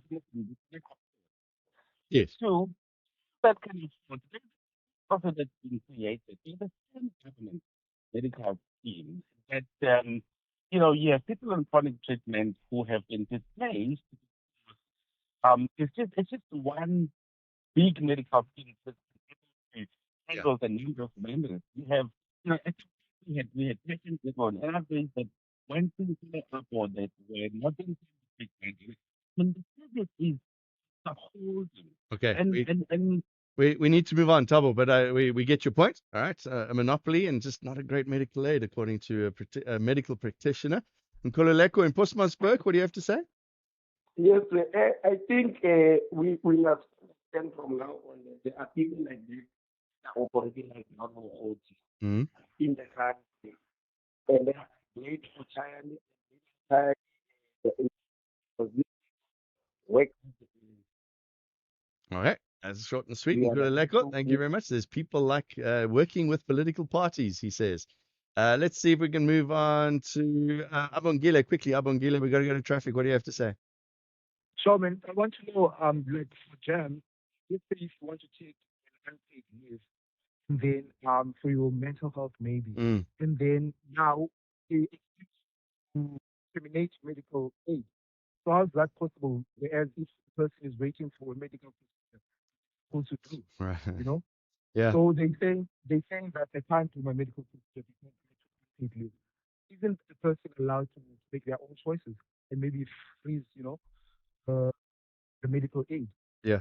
All right. Abangile, I think there's many questions around gems, and I think hopefully when there's one of these shows where we've got time to discuss these kind of things, talk about some of the implications. 9% or almost 10% increase. You're not allowed to choose, or it seems if you make a lot of money and you choose to not have a lot of medical aid, you're going to get. They said not punished. I feel they're being punished. It's an ongoing issue. Hopefully, we'll get answers to a lot of that before January. SAFM, guiding you through the rush hour traffic. It's not a bad Thursday on Gauteng highways. All the sort of normal, usual spots are with us, including the N3, that crawl from Germiston up through to the N12 east at Galulis. The N3 heavy north and south between Buccleuch and London Road. Those roadworks are pushing ahead there, both sides. The N1 from Beyers-Naudé round to Ravonia, perhaps a touch slower than you'd like as well. The N14, the Krugersdorp Highway up to Pretoria, going to be asked to sit in heavy traffic this morning from the R55 Pretoria West exit all the way through to Brockfontein interchange territory. Earlier crash on the Mopoli Highway Block XX, that is out of the way. That traffic seems to be flowing a lot better now. A couple of issues around Durban causing problems. One is a stationary truck bottom of Fields Hill. It's heavy on that run from Hillcrest as you come sort of down to Maytime Kloof and then down the hill into Pinetown. Really big backlogs today. A crash and a breakdown at Cliffdale. So if you're on your way to Pietermaritzburg, prepare yourself and steel yourself for heavy delays getting back towards the Shongweni exit pretty quickly through there. Cape Town crash on the M1 inbound side of the road at the N7. So that's just slowing things down. You know, onlookers coming through from the Belleville side this morning. Once you get past the N7, the N1's just busy all the way through to the city centre. I think there's a couple of big cruise ships lined up side by side in the dock. So that's probably just worth a bit of spectator value coming into the city centre. And the N2 inbound, quite heavy this morning from just after the airport all the way through to Hospital Bend. No traffic lights. Bloberg Road, Kuberg Road. If you're coming out of that side of Tableview, it's heavy. Recovery, and still with some very heavy backlogs between Toes Raffier and Mikey's Fontaine inland on the N1. That's due to recovery of yesterday's truck crash. Don't underestimate it. That's heavy, heavy both ways. Rob Byrne, SAFM Traffic. James, congrats on the babies. Yeah, thanks. It's a wild ride. You're a new dad, 2 babies, 0 sleep, and 1 car that apparently couldn't cope. Yeah, the hatchback was my baby, but it just didn't have enough space for my 2 new babies. And are you happy with the price when you sold to WeBuy Cars? Very. We've even got some extra cash to splurge on one of those fancy brands that you basically need a license for. Good luck, James. WeBuy Cars, geared for family, geared for you. Carnival Club is counting 3 points on home ground. Meanwhile, the Kragkouwers refuse to travel back home without a win. This is the Bundesliga, football as it's meant to be. Catch FSV Mainz versus TSG Hoffenheim on Friday, 21 November at 9:30 p.m.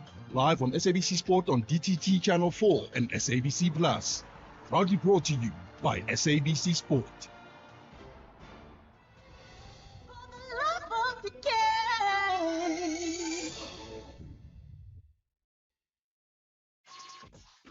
Call us on 086 000 2032. A little giggle to myself when Rob's talking about cruise ships lined up and its spectator value on your way to work. I have no frame of reference to try and imagine what it's like driving into work. There's a harbor and there's 2 cruise ships as I go into work. Zoe in King Williamstown, what do you have to say this morning? Yes, good morning. What's happening? No, what I want to say to me, serious, and with Quickly. no. But because of Brown's legacy, we must see that we consider how, as a nation, we begin to preserve her legacy. That of Wisdom, she was a hero. Starting with the hospital, the renamed hospital.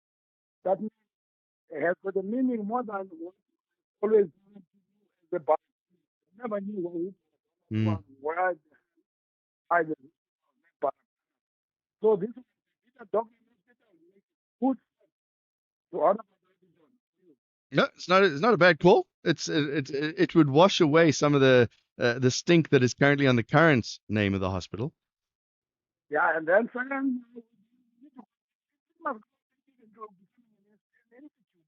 where whistleblowing promoted the country, the whistleblower.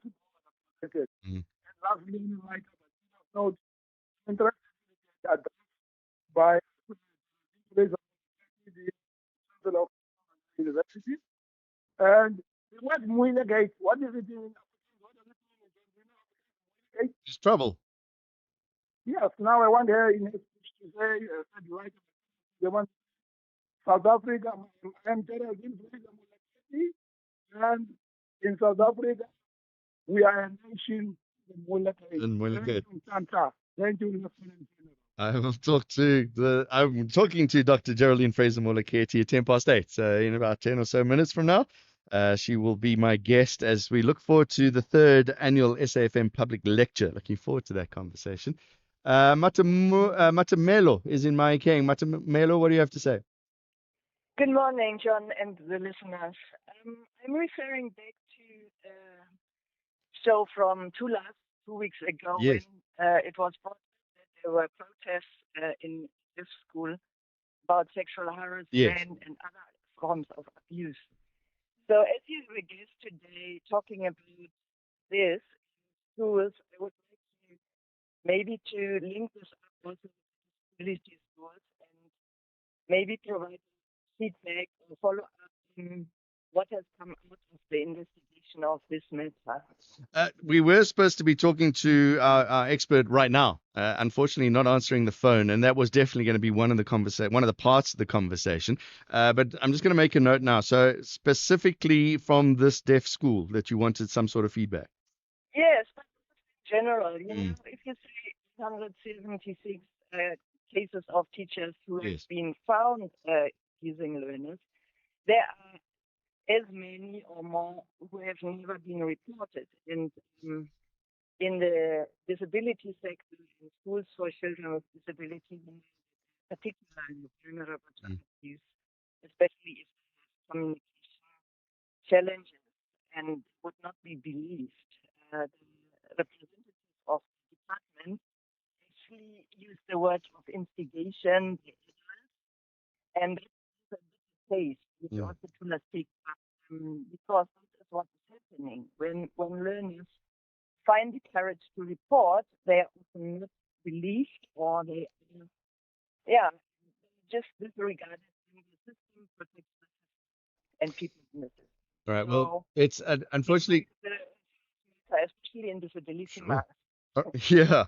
As I said, we were hoping to talk to Hendrik Makaneta from the Foundation of Education and Social Justice. If we don't get it today, we'll definitely speak to Hendrik tomorrow. Yes, thank you very much. All right. Matumelo, thank you very much. Let's go to Alba. I think the last one before we got to go to the news. Alba, go ahead. Hey, good morning, John. How are you? Lekker, thanks. I'm looking at the behavior of the U.S. and this president, because the way they are behaving in the G20, they don't even understand. Like, they believe that they want to keep one of the of the U.S. where they want to keep foreign. They just work. You are faced with the most, when you find the Africans who are pro-U.S. when they are South Africans, they don't know where to put it. I mean, they always believe in what the government is doing with other things. I don't just go out there to come this information.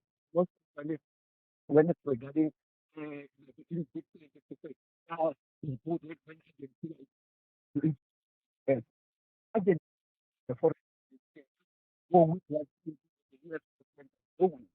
So for me, we don't understand those people who are African. They say, yes, right. Look now, shooting is funny. Look now, Putin is funny.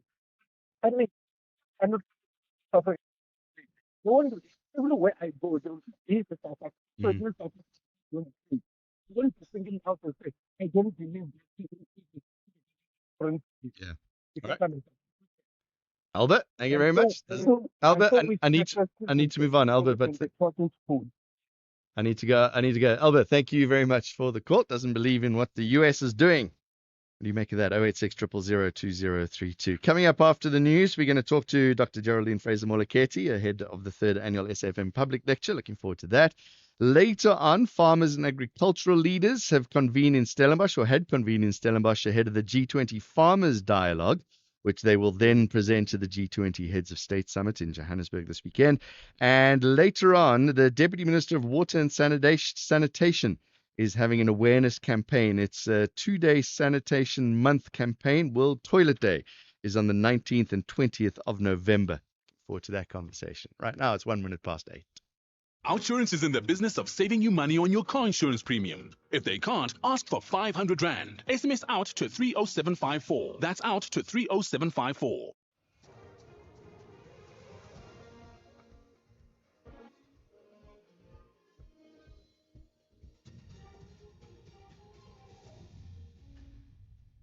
In our top stories, Parliamentary Committee to consult legal services over threat message, and Meta to block Facebook and Instagram for Australian teens. Good morning. Parliament's ad hoc committee looking into concerns of national security will consult its legal services on what steps to follow after a witness before it received a threatening message. The police minister's chief of staff, Cedric Nkabinde, allegedly received a message from forensic investigator Paul O'Sullivan while the committee was on a break last night. Nkabinde was testifying before the committee. After the supper break, he read out a message he says was received from O'Sullivan. Committee Chairperson Mulapi Likhanyane.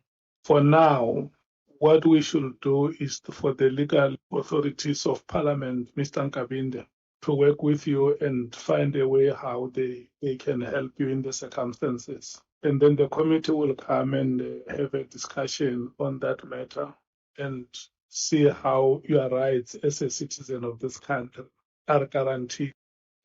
Tembisa tender kingpin Morgan Maumela's name has come up during the cross-examination of Northwest businessman Brown Buchotsi at the Matlanga Commission in Pretoria. Evidence leader Matthew Chaskelson mentioned to Mokhotsi that he was in possession of text messages between Maumela and attempted murder accused Vuzimuzi Kat Matlala. Maumela's name made headlines this year when the Special Investigating Unit seized assets from his Sandton property. This was for his alleged involvement in the 2 billion rand Tembisa Hospital tender scandal. Sibatle Mota reports.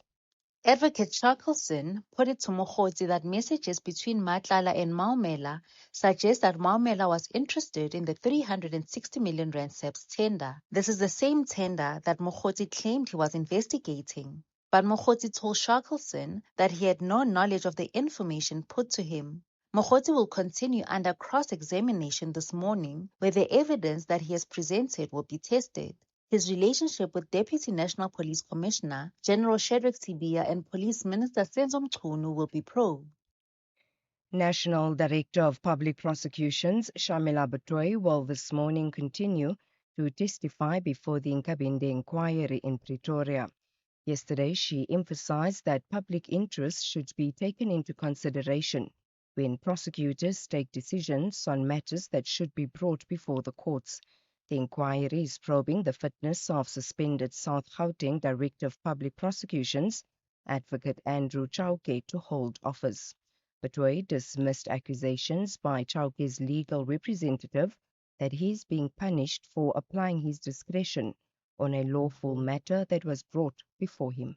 He said that the case is legally defective and dangerously, I repeat, dangerously seeks to punish a prosecutor for exercising lawful prosecutorial decision. Chairperson, members of the panel, this cannot be further from the truth in this matter.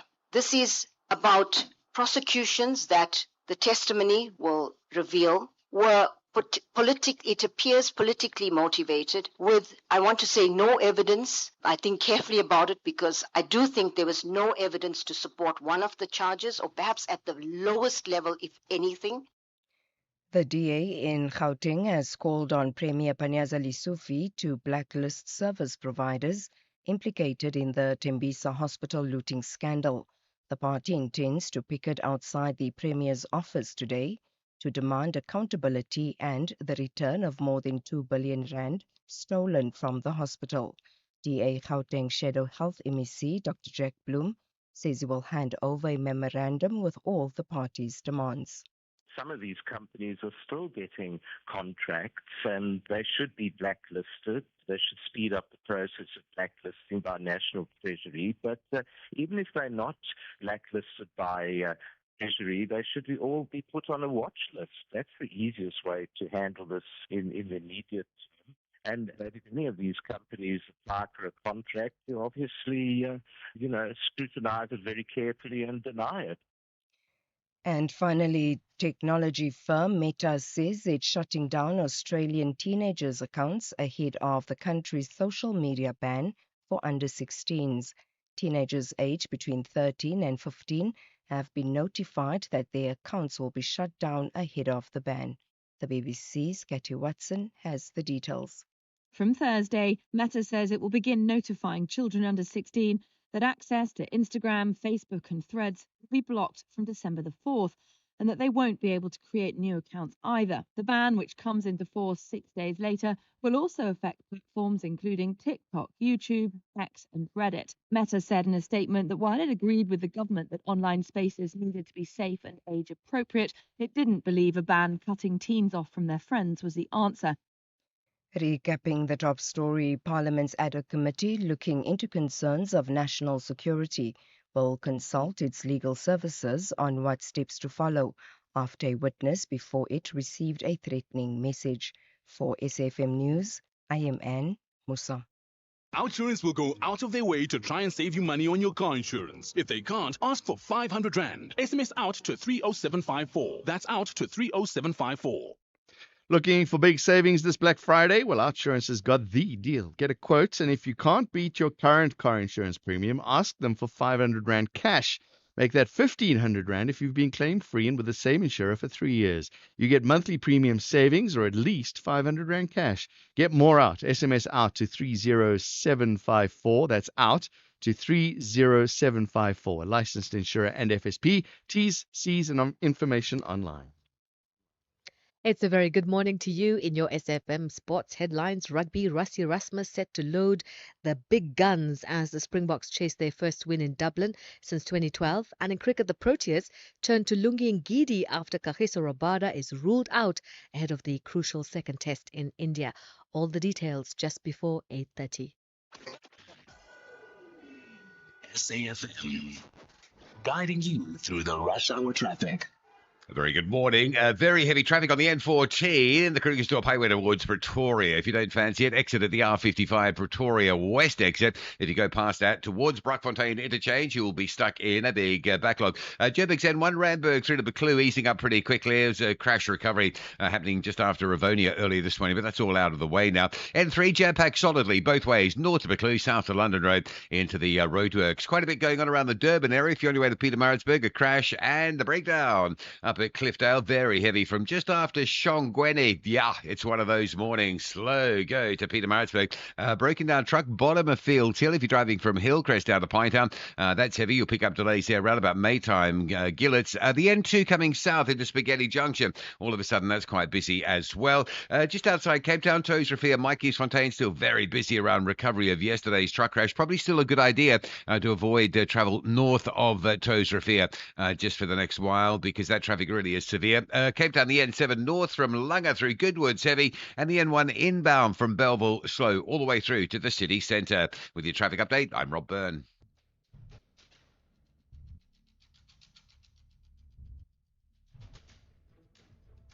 The Morning Brief, Monday to Friday, 6 to 9 a.m.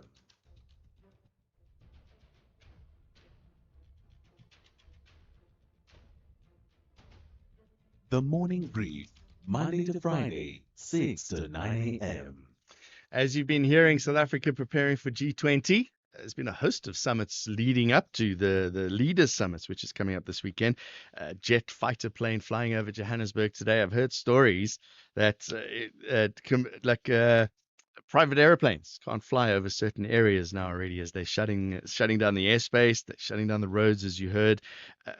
It's not a full lockdown. You've heard explanations about what a lockdown is, what a lockdown isn't. Johannesburg's a different city at the moment. It will be for a little while. We're going to be talking about the agricultural sector. They had the G20 Farmers Dialogue, which they will then have a declaration presented to the G20 Heads of Summit State in Johannesburg. We're going to talk to the chairman of the South African Agricultural Initiative about what they have to say. And yes, a 2-day World Toilet Day is happening today yesterday and today. And the Deputy Minister of Water and Sanitation has been leading a campaign there. And we're going to find out what that campaign is with the Deputy Minister of Water and Sanitation. But first, let's talk about a lecture.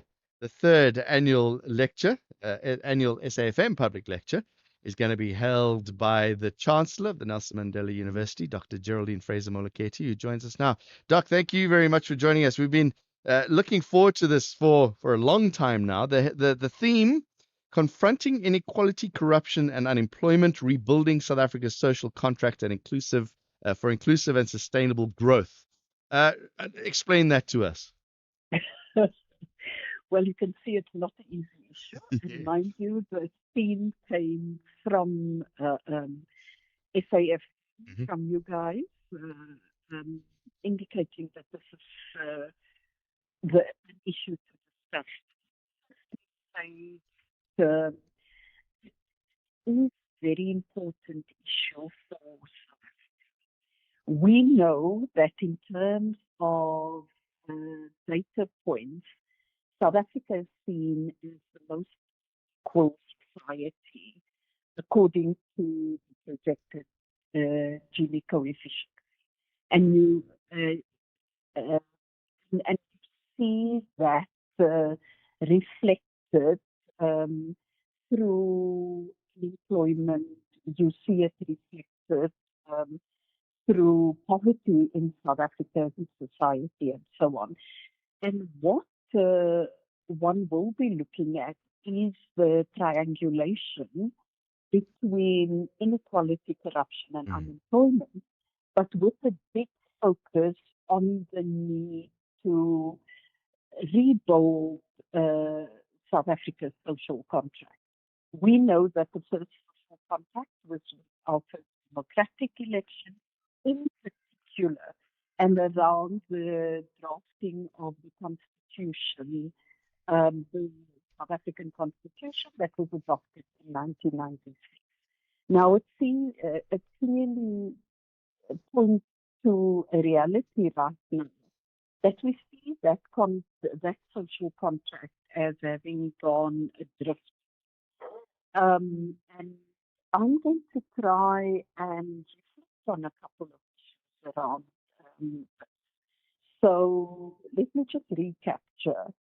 There is a story that poverty levels are intolerably high, levels of unemployment are intolerably high, the levels of inequality is very high as well.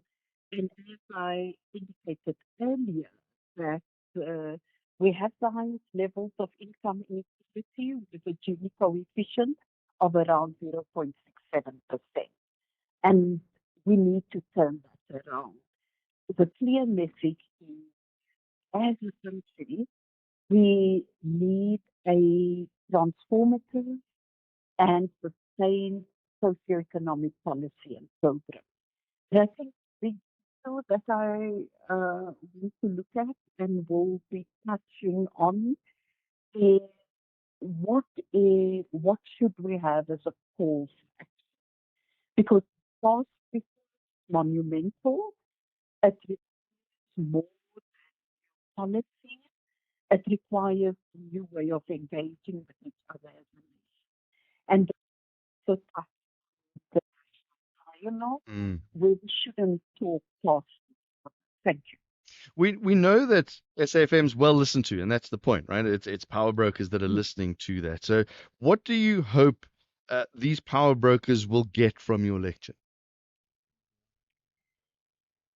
What do I hope they'll get? I hope they'll respond to the call to action, and one that talks about the interconnectedness of the people crisis and the fact that everyone needs to play a role around rebuilding what could be argued to be a broken social contract. The fact that the road ahead is not a technical fix, but a political and societal project, and it requires shared national purpose. And the renewal of the ethical foundations of 1994, and the fact that rebuilding the social contract is the work of a generation, and it requires courage. It requires courage from power brokers, from leaders, from citizens, and an unwavering commitment to be the constitutional vision of a united and democratic and prosperous South Africa. So I hope this is what will come out of it. But maybe you must come and listen and decide for yourself. Well, that was going to be my next question. What is a John who's sitting at home, no power broker, just struggling through life, struggling with the inequality, corruption, and unemployment? What can we get out of it? Well, part of it is hopefully to encourage everyone to re-engage, because I think the reality is that we should accept that if we have a commitment to defend the freedom of people to govern, that means we must be determined to ensure that our country is one where all people feel that even when they sit on that couch, they want to engage to make a difference. They do so in their communities. They do so in the areas of wherever they are working. They do so with a view of saying, what's the we do to actually engage Mm. in a manner, either in community or in the various um, communities I'm in, whether it's an interfaith community or otherwise. Yeah, one of the promos we run here is be an active citizen, and I guess that's exactly what you're talking about. Exactly, exactly. Because we see that for anyone to govern and for the people to govern, it's an inalienable right in our democratic system. But for that, yes, it's not a spectator sport, if I can say.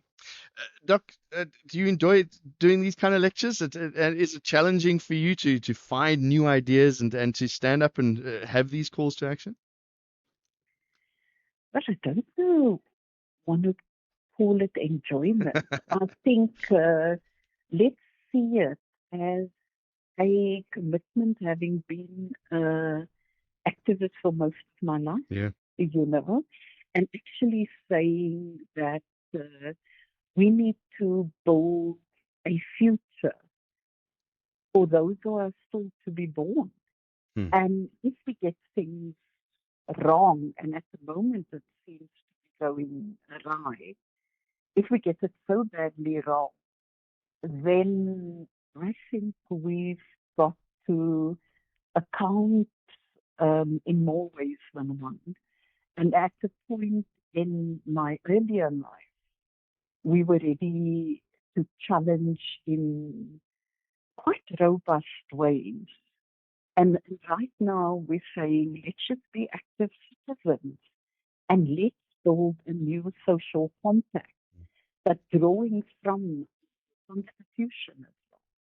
Dr. Geraldine Fraser-Moleketi, look forward to hearing it. Chancellor of the Nelson Mandela University, speaker at the third annual public lecture. It's happening next Thursday, the 27th, 6 o'clock for 7 at the Indaba Hotel Conference Center and Spa. You can get involved, hashtag SAFM annual lecture.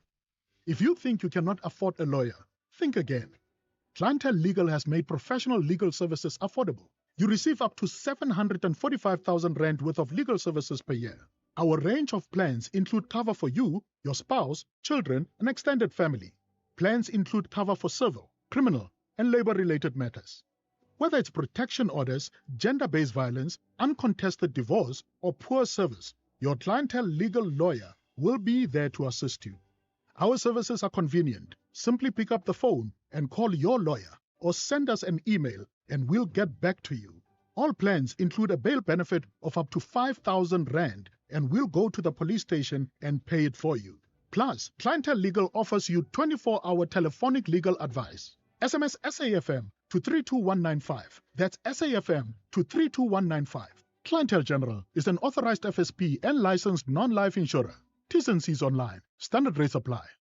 Upgrade your summer to extraordinary with free gifts from Vodacom on all summer deals. Like the Redmi 15 on a Red Flexi 160 plan for just 199 per month over 36 months. And get Redmi Buds 6 Play with 399 on us. Plus, enjoy even more extras with 5 gigs YouTube data and 2 months free YouTube Premium. Available in-store and online. T's and C's apply. Feather together. Vodacom. This season, make Christmas magic together with Spar and Super Savings.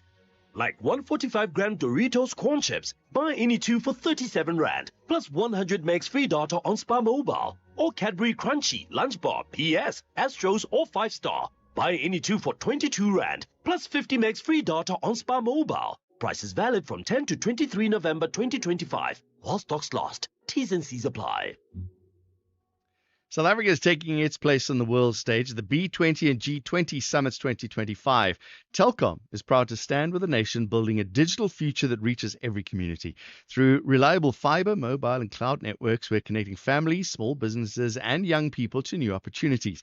We're helping drive digital public infrastructure so services are easier to access for all. Telkom, the digital backbone of South Africa's future. This summer, tap to be poolside, besties, making waves on timelines and stories. Tap to be Malome Watsona with data to plug the whole family. Tap to be the Groove Gang, streaming big hits, sun up till sundown. Tap to live the magic of summer with Telkom.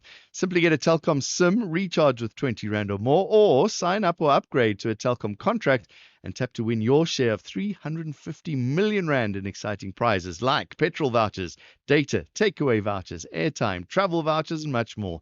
T's and C's apply. Telkom, possible begins here. The only talk radio morning breakfast show that makes sense. The Morning Brief.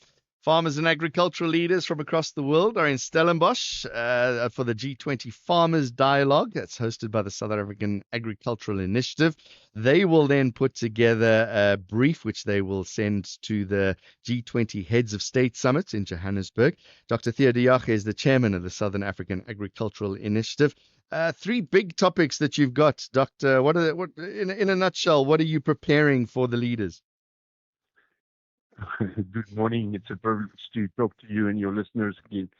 Now, there are four topics. The first one is family farmers and the future of the smaller and medium-scale farm. The second is digitalization and especially the role of artificial intelligence in agricultural production. Then the future of livestock and animal-based proteins. And of course, global trade and tariffs and the impact it has on food security. How do you separate, or how do you make that digestible for the leaders, excuse the pun, so that they can look at that and go, actually, we can do this and we can do it quite easily? Now, this is a farmers' dialogue which we've had. So you have to find consensus amongst the national farmers' organizations to get a coherent message.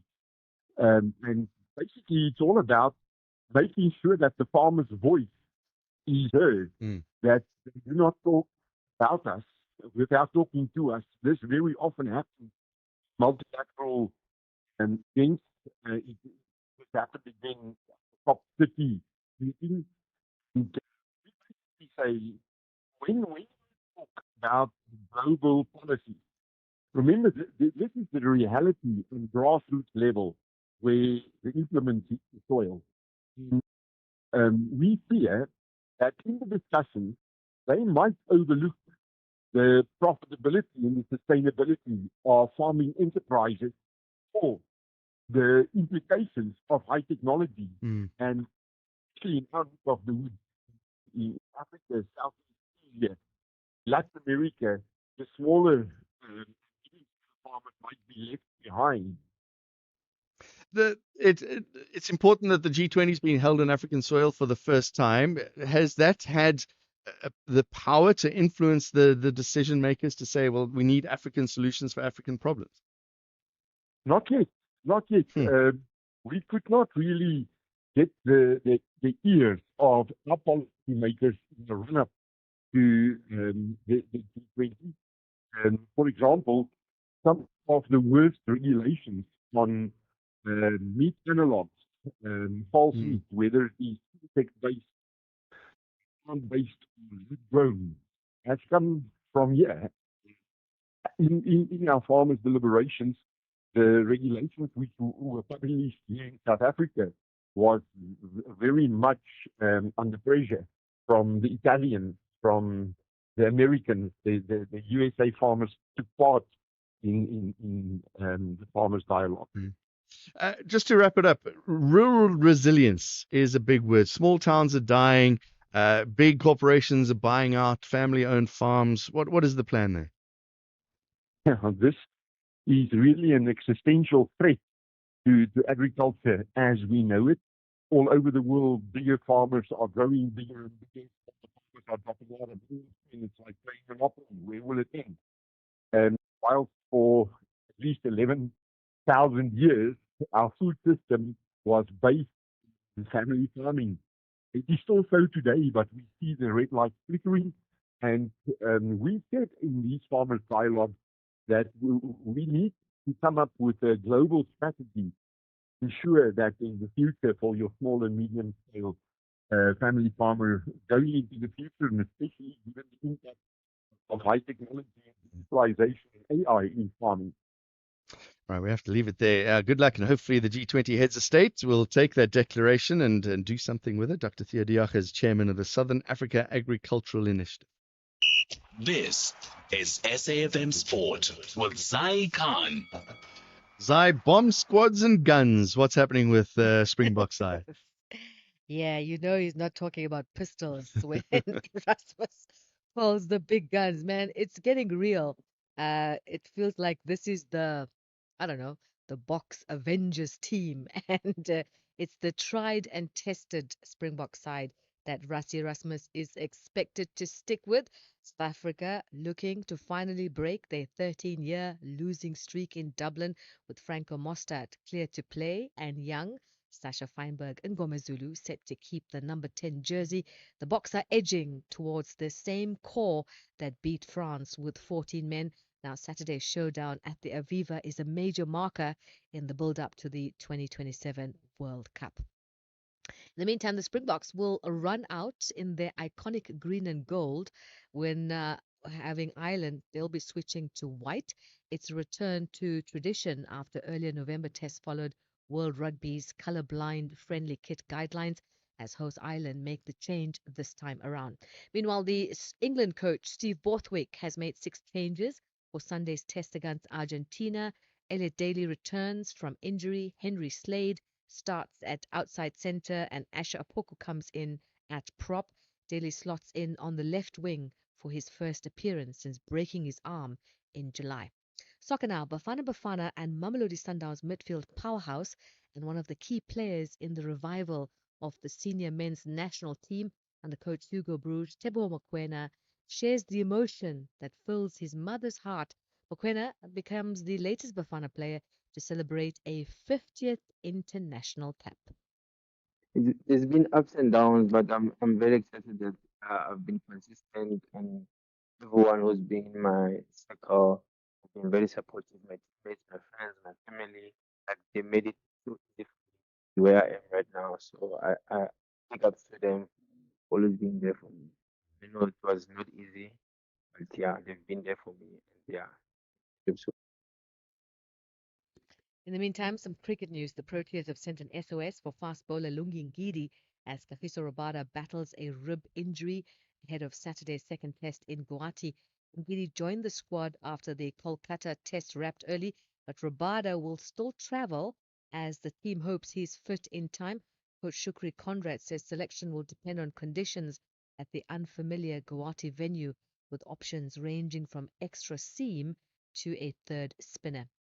And South Africa A finished their India tour on a high, beating India A by 73 runs in Rajkot. Luandri Pretoria smashed a brilliant 123, while Rivaldo Munsami added 107 as the pair put on a massive 241-run opening stand to set up 325 for 6. Ngaba Peter starred with the ball, taking 4 for 48 as India A were bowled out for 252. And finally, tennis, after Matteo Berrettini got Italy off to a winning start in their opening Davis Cup quarterfinal rubber against Austria, Flavio Cobolli finished the job to send the 2-time defending champions into the last 4 in Bologna. That's your sport. Jon Gericke will be serving it up again, 12:30 on SAFM. I'm Zai Khan. Good morning, I'm Anne Musa. In the headlines, the Reserve Bank's Monetary Policy Committee is expected to announce its final interest rate decision for the year this afternoon. At its last meeting in September, the MPC kept the repo rate unchanged at 7%, while the prime lending rate also remained unchanged at 10.5%. Parliament's ad hoc committee looking into concerns of national security will consult its legal services on what steps to follow after a witness before it received a threatening message. And the City of Cape Town's Fire and Rescue Service says the blaze above Blue Water Estate in the Cape Peninsula has been contained. The fire started yesterday afternoon. I'll have details on these and other stories at 9. SAFM, guiding you through the rush hour traffic. Good morning. Crash coming through the bottom of Midrand on the M1 south of Buccleuch, so that's already pushing a traffic queue back towards Allendale Road. N14 to Pretoria, eased up after earlier queues into the Brockfontein interchange. And a reminder, if you're leaving the airport on your way to Pretoria, there are some queues at Clayville into the roadworks on that R21 approaching Olifantsfontein. Going out of Durban, there's been a crash on the N3 near Cliffdale. Very heavy backlogs beyond Key Ridge and back towards Shongweni. So Durban, Pietermaritzburg, absolutely dreadful traffic again this morning.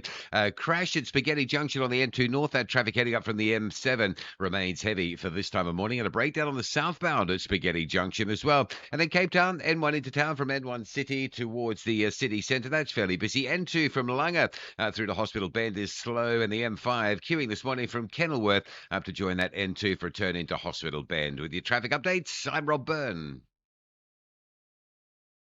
It's Black November at MTN. A whole month of great deals. Get a 100 gig MTN mobile internet Ruby plan, now just $319 per month for 12 months. And for just 20 Rand extra per month, add a 4G pocket router and connect up to 10 devices. Plus get a free 10 gig startup bundle, redeemable on the MTN app. So don't miss out. Visit an MTN store or mtn.co.za now. T's and C's apply. Today, we make moves. MTN. The Business Update on SAFM. Let's get the last update this morning for what's happening on the markets. And Tarling, good morning to you. Some tariffs having impacts on the markets?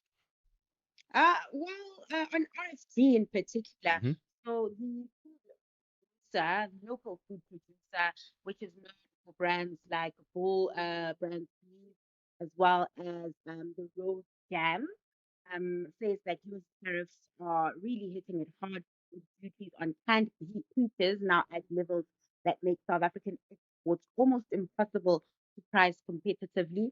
The loss of the grower preferences has also added another layer of cost, turning the US from a key market into one of the company's biggest pressure points. Group CEO Peter Hanekom says tariff spikes combined with global glut of deciduous fruit has put the entire international division in strain. Annual export revenue fell nearly 8% and volumes dropped close to 7%, pushing the segment's contribution below 20% of total sales. Share could fall as much as 15% as RFP shifts away from bulk exports and slowly rebuilds a resilient, diversified product mix. While the international business weakens, the regional operation continues to anchor performance. Strong gains in dry foods and fruit juice helped lift domestic revenues just over 2%, even with ongoing consumer pressure and a 104 million rand impairment in the meat unit. Against this backdrop, the proposed merger with Premier puts on a new strategic weight. If approved next month, the deal will give RFG access to greater scale and capital. Platform Honeycomb potential as the group resets its international strategy for a tougher global market. And I see Life Healthcare is taking a bit of, well, a bit of a hit, taking a massive hit. Yeah, massive hit, slipping into the red on a mostly risk on mood yesterday. Some looking at it as a buying opportunity, and holders of the stock taking a hit. A life shares sank 7% today's session after the group said earnings were hit by a 2.9 billion rand adjustment to the Pyramid liability linked to potential earn-out payments from its former life molecular business. Life Healthcare says this masks a stronger underlying performance in its Southern African operations. In a trading update, the group expects earnings to rise by 7 to 12%, supported by revenue growth of up to 6.5% from a paid patient base and a 5.1% tariff increase. Margins, however, were pressured by higher costs, few weaker facilities, and lower margin renal dialysis hired from Fresenius Medical Care. Now, complementary services grew at just over 24%, while overall occupancy edged up close to 70. We'll get a clearer picture, clearer view of the performance when Life Healthcare opens its book on the 27th of November. And what's happening on the markets this morning? The local markets set to open firmer this morning, taking their lead from global peers.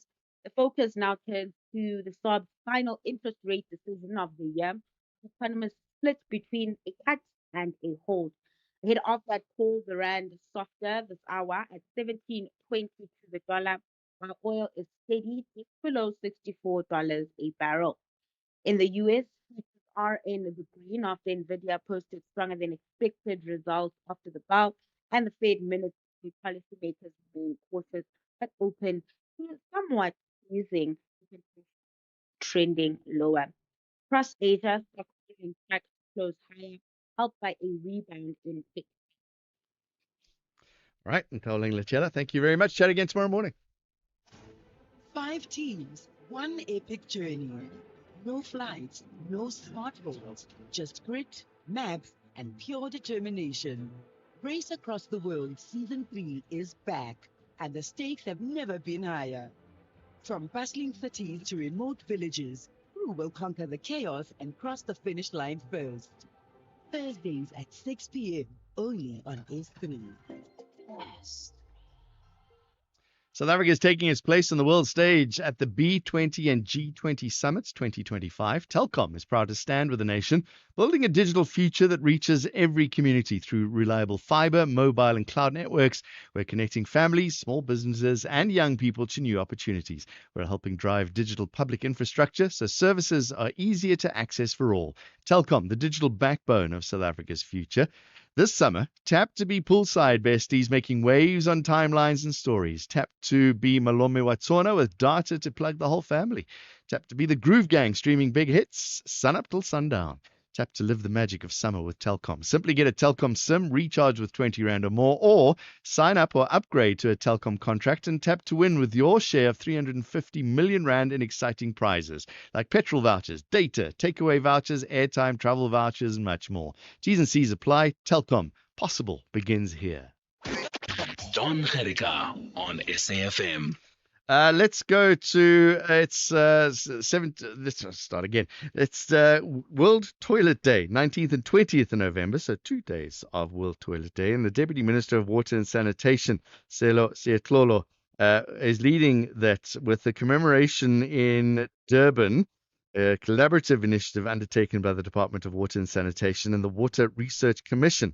Let's find out what the Deputy Minister is doing. Deputy Minister, good morning to you. What are you out and about over the last couple of days? What are you up to? Well, good morning to yourself and good morning to this. Yes, I am in Sekwini, correct, research. The University of KwaZulu-Natal and the WASH R&D Center here. We are essentially commemorating World Toilet Day to your way behind in achieving the Sustainable Development Goals with respect to access to education in the country. With just 20% South African South education in the country.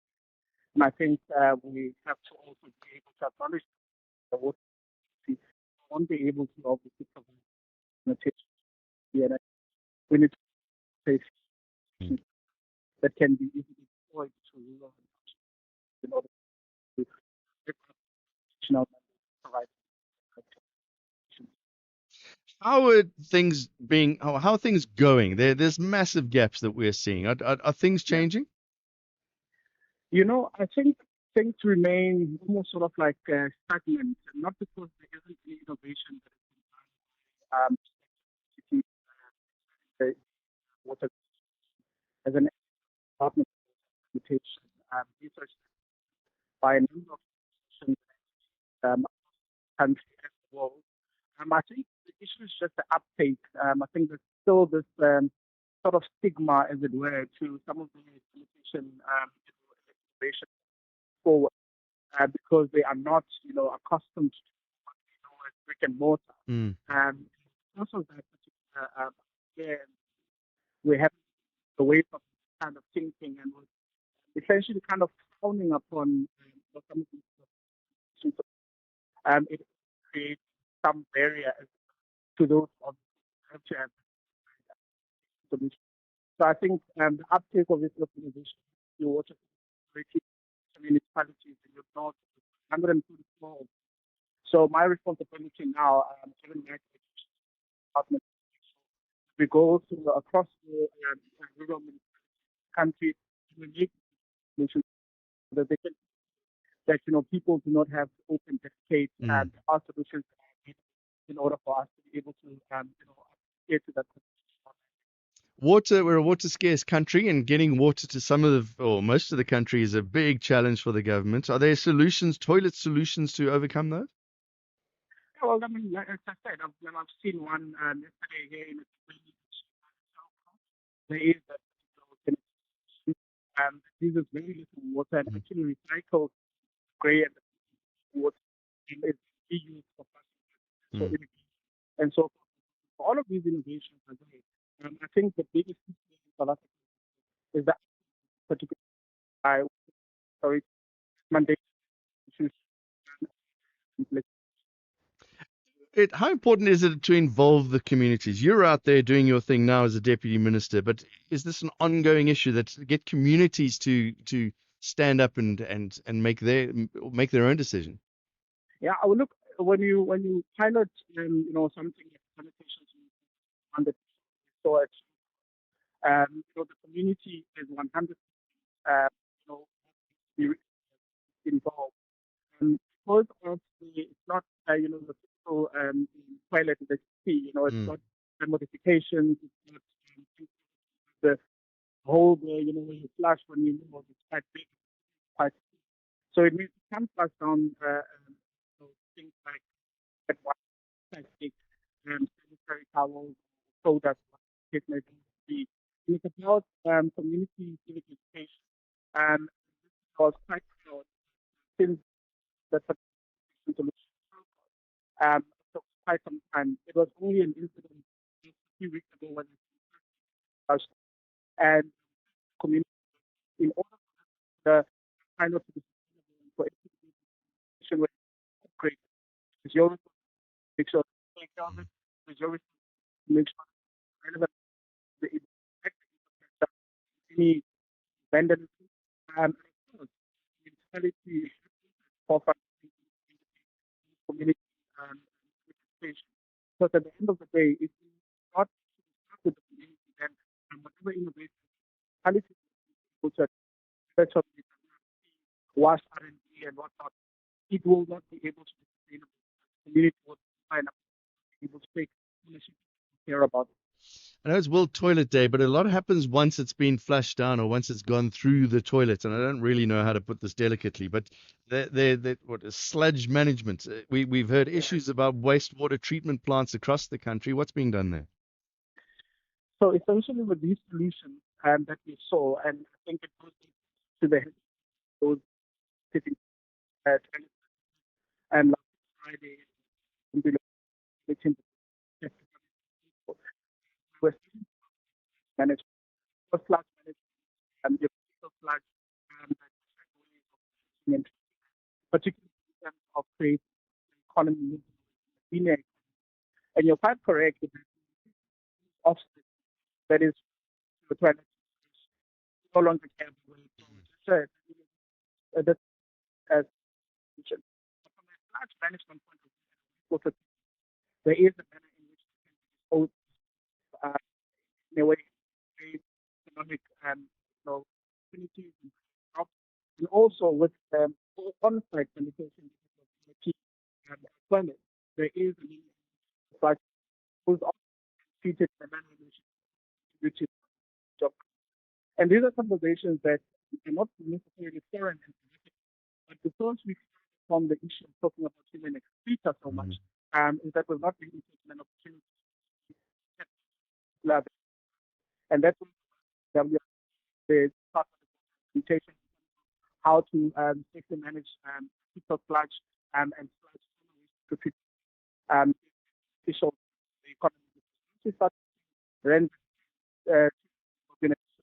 I think we'll be able to then think far more in a so that communities and take ownership. Deputy Minister, the first thing I think of when I think of these kind of toilets that we're talking about is rural areas. But I was just recently along the Yukske River, and it was just horrendous to be there. And that's the early days of the river going through the urban areas. What's being done to correct those issues? There's a lot of public education. We've got a lot of material. I was actually quite surprised that there's so much material on some of these things. And I think, as I said, it takes actually, you know, particular of how to treat our rivers, how do we go about making sure that we create a secular economy. You know, the material is there. This thing is a problem, and I've said this many times. In order for South Africa to be able to work with municipalities, and the Constitution mandates municipalities to be the provider of services. And because of that, you know, there isn't a single municipality that I've visited, and I've has got few programs that are dedicated towards water and sanitation. Able to communicate with example, nature and of how it's being looked at now, and all because of human activity.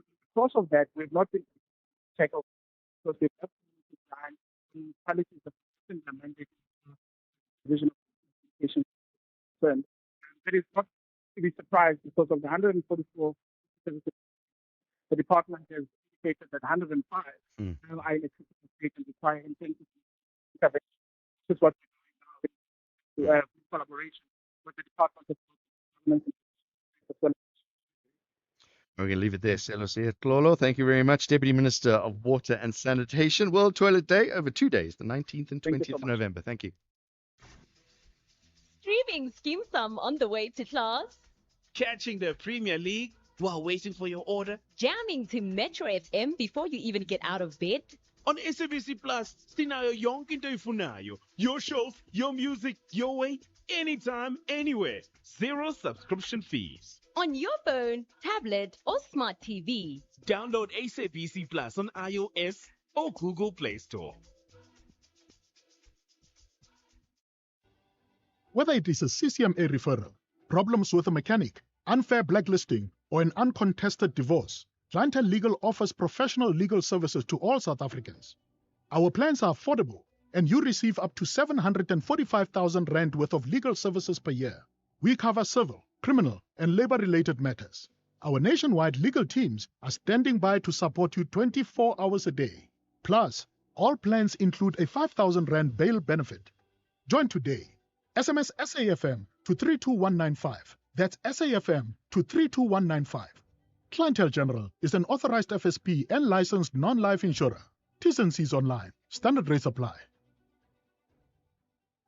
Usutu does not mind visitors, provided 3 points remain in KZN. However, Swelele refuse to travel to Durban as tourists. They want nothing but victory.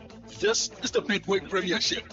Forever. Amazulu FC versus Swelele FC on Saturday, 22 November at 2:30 p.m. live on SABC Plus and SABC One. Then on SABC radio stations at 3:30 p.m. Proudly brought to you by SABC Sport.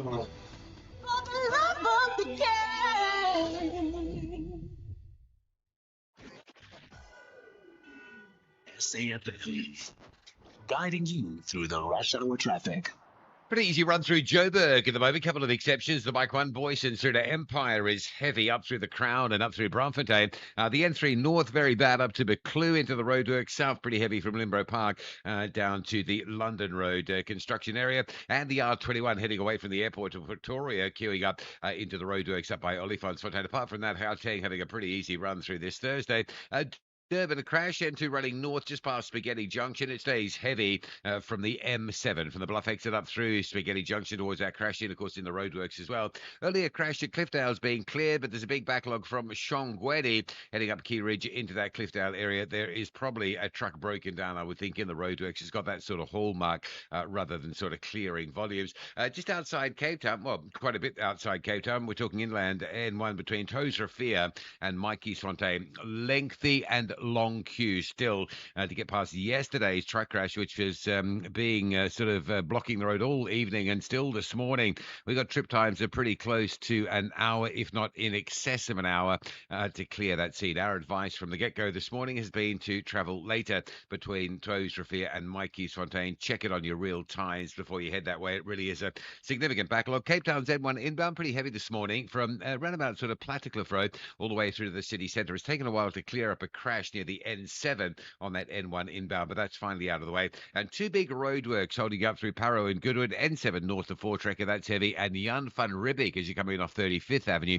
Roadworks until next year at Epping Avenue. That's quite slow as well. Rob Byrne, SAFM Traffic. Do great solutions start with good conversation? SAFM, leading the conversations that move us. SAFM, in partnership with the Luthuli Museum, brings you the 19th Annual Chief Albert Luthuli Memorial Lecture. It'll be delivered by the Director General of the World Trade Organization, Dr. Ngozi Okonjo-Iweala, on Thursday, the 20th of November from 4 p.m. to 7 p.m. The theme for this year's lecture will be reflecting on the work of the World Trade Organization and its global impact. It'll be live on the Luthuli Museum Facebook page and the Luthuli Museum and University of KwaZulu-Natal YouTube platform. Tune into the National Pulse with Ashraf Garda, coming to you from the University of KwaZulu-Natal, bringing you the lecture live on SAFM.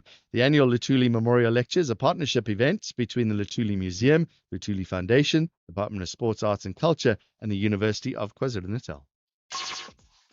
Call us on 086 000 2032. 7 minutes of the show left. Let's take some voice notes and some calls. Voice notes on 0614 104 107. Hey, John. It's Lusase near KZN. I see these theatrics happening, but my big question is, where is the national dialogue? What happened to it? Interesting. John, can I stay anonymous, man? This guy at the Matanga Commission is living up to his name. Envelope Chomi. That is his name. Good morning, John. John, look, it's Lennon Khwedi here. Brown Mokgotsi, there's no one who's trying to assassinate him. Brown Mokgotsi, we should not forget that he's an agent, and he's got his handlers who, when there is anything that he needs to investigate, he gives that information to those handlers. So today, why is it that his handler doesn't tell him who is trying to kill him, and why are they trying to assassinate him, and where are they coming from? He's a liar, this guy. He's lying. Go to, is it Mr. Naidu in Durban? Hi, Mr. Naidu, go ahead. Morning, John. I know the ministers are listening. Find out.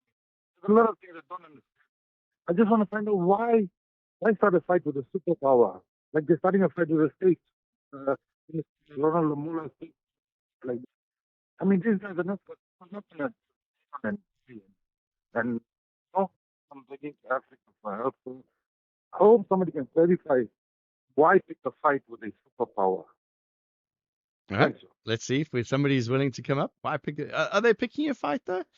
086 000 2032. Some more voice notes. Interesting. Let's see what we got. Medical aids, farmers G20. Let's see what you have to say. Hi, John and the SAFM listener. John, I don't understand the procedure of the medical aid. These people, they the bank, they're holding our money, but sometimes they decline you to buy at discount at leaks. Some of the stuff like the kimbi of the child, of the baby, and so on and so on. It's not their money, it's ours. So they hold us. So I don't know why should they just choose us and say this one you can buy, this one you cannot. I want to know anybody that understands medical aids. I challenge you. If you understand medical aids, then you're a better person than I am. I have no clue what's happening. All I know is I give money once every month. I give money, and I get back 1/12 of what I give them. It's like gambling. I feel. I think it was a Mad Magazine thing that I read. You're gambling. And they're giving you odds. So you're saying I'm going to go to hospital. So here's some money, and they're saying you're not going to go to hospital. So we will give you these benefits. I don't understand it. It just seems like I'm giving a lot of money and I'm not getting a lot in return. And then you're right. You can't buy here, you can't buy there. You can only go to certain places. Maybe if you're a medical aid, or no, I've just got to go do some more research. And it's a lot of reading, and there's hidden things that are 5 web pages down. Hey, John, how's it? You know, this was to happen with his testimony. They should put handcuffs on him and charge him with perjury. If they do that, that will stop anyone who's coming after him, who was coming to the intention of lying to the heart of even Uyiso and Randburg, what do you have to say? Yes, good morning. Quite an interesting set of presented by Mukoti. Mm. For me, I'm more worried about the set official who has actually managed to put this in his pocket. I think we need to question that official and start to pay attention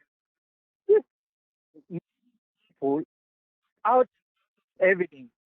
Very to information that people Mr. Zulu at his start the US so instead of CIA. What kind of nonsense is that? So he really needs to with our last caller on the medical aid.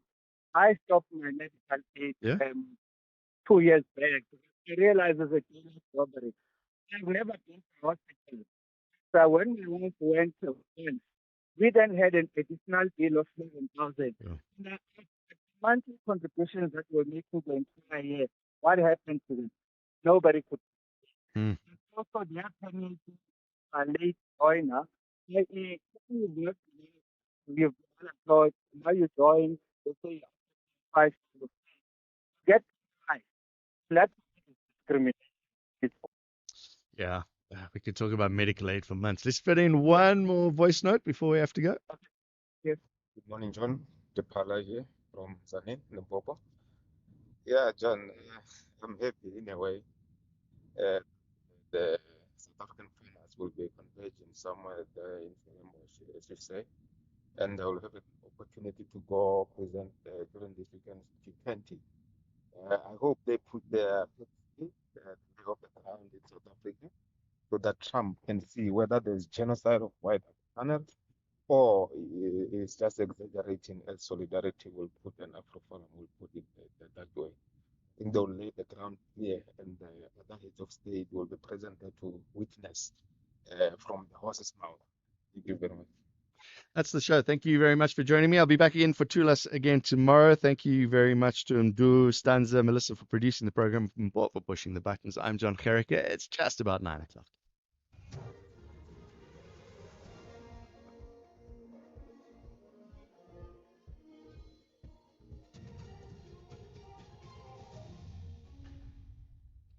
In our top stories, MPC to announce its final interest rate decision for 2025 and Parliamentary Committee to consult legal services over threat message. Good morning. The Reserve Bank's Monetary Policy Committee, the MPC, is expected to announce its final interest rate decision for the year this afternoon. At its last meeting in September, the MPC kept the repo rate unchanged at 7%, while the prime lending rate also remained unchanged at 10.5%. Today's rate announcement comes after data released by Stats SA yesterday showed inflation accelerated from 3.4% in September to 3.6% in October of this year. While some analysts expect the central bank to cut rates by 25 basis points, Chief Economist at Investec, Annabel Bishop, says the MPC is likely to keep the rate on hold in an effort to allow inflation to decrease to the newly adopted 3% target. Looking forward, the South African Reserve Bank meets and is expected to potentially cut interest rates by 25 basis points. Markets have a close to a 90% expectation of this. However, the South African Reserve Bank has noted that it believes it needs to keep real interest rates high or restrictive in order to curb inflation and bring it back to the 3% target point. As a consequence, there is no certainty that the Reserve Bank will cut interest rates. However, the United States remains in an interest rate cutting cycle, and further cuts from the US could stimulate further interest rate cuts in South Africa next year. Parliament's ad hoc committee looking into concerns of national security will consult its legal services on what steps to follow after a witness before it received a threatening message. The police minister's chief of staff, Cedric Nkabinde, allegedly received a message from forensic investigator Paul O'Sullivan when the committee was on a break last night. Nkabinde was testifying before the committee. After the supper break, he read out a message he says was received from O'Sullivan. Committee chairperson Mulapi Likhanyana. For now, what we should do is for the legal authorities of Parliament, Mr. Nkabinde, to work with you and find a way how they can help you in the circumstances. And then the committee will come and have a discussion on that matter and see how your rights as a citizen of this country are guaranteed. The Madlanga Commission in Pretoria will today continue with cross-examination of the Northwest businessman Brown Mokgotsi. Yesterday, Tembisa tender kingpin Morgan Maumela's name came up during Mokgotsi's cross-examination.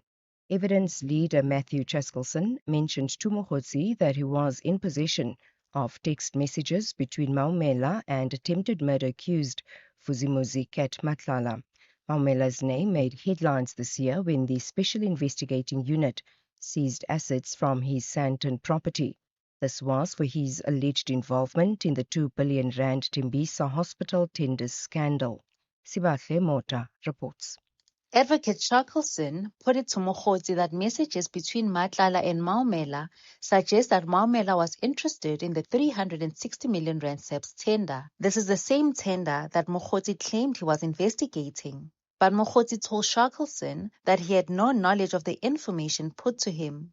Mokgotsi will continue under cross-examination this morning, where the evidence that he has presented will be tested. His relationship with Deputy National Police Commissioner General Shadrack Sibiya and Police Minister Senzo Mchunu will be probed. The City of Cape Town's Fire and Rescue Service says the blaze above the Blue Water Estate in the Cape Peninsula has been contained. The fire started yesterday afternoon. Fire and Rescue Service spokesperson Jermaine Carlser says firefighters worked throughout the night to contain the fire. The perimeter is secure, and Table Mountain National Parks are still on scene, with the fire service monitoring the situation periodically. Further afield, and finally, doctors in Britain's National Health Service have been cleared to use artificial intelligence to help find growth that could become bowel cancer.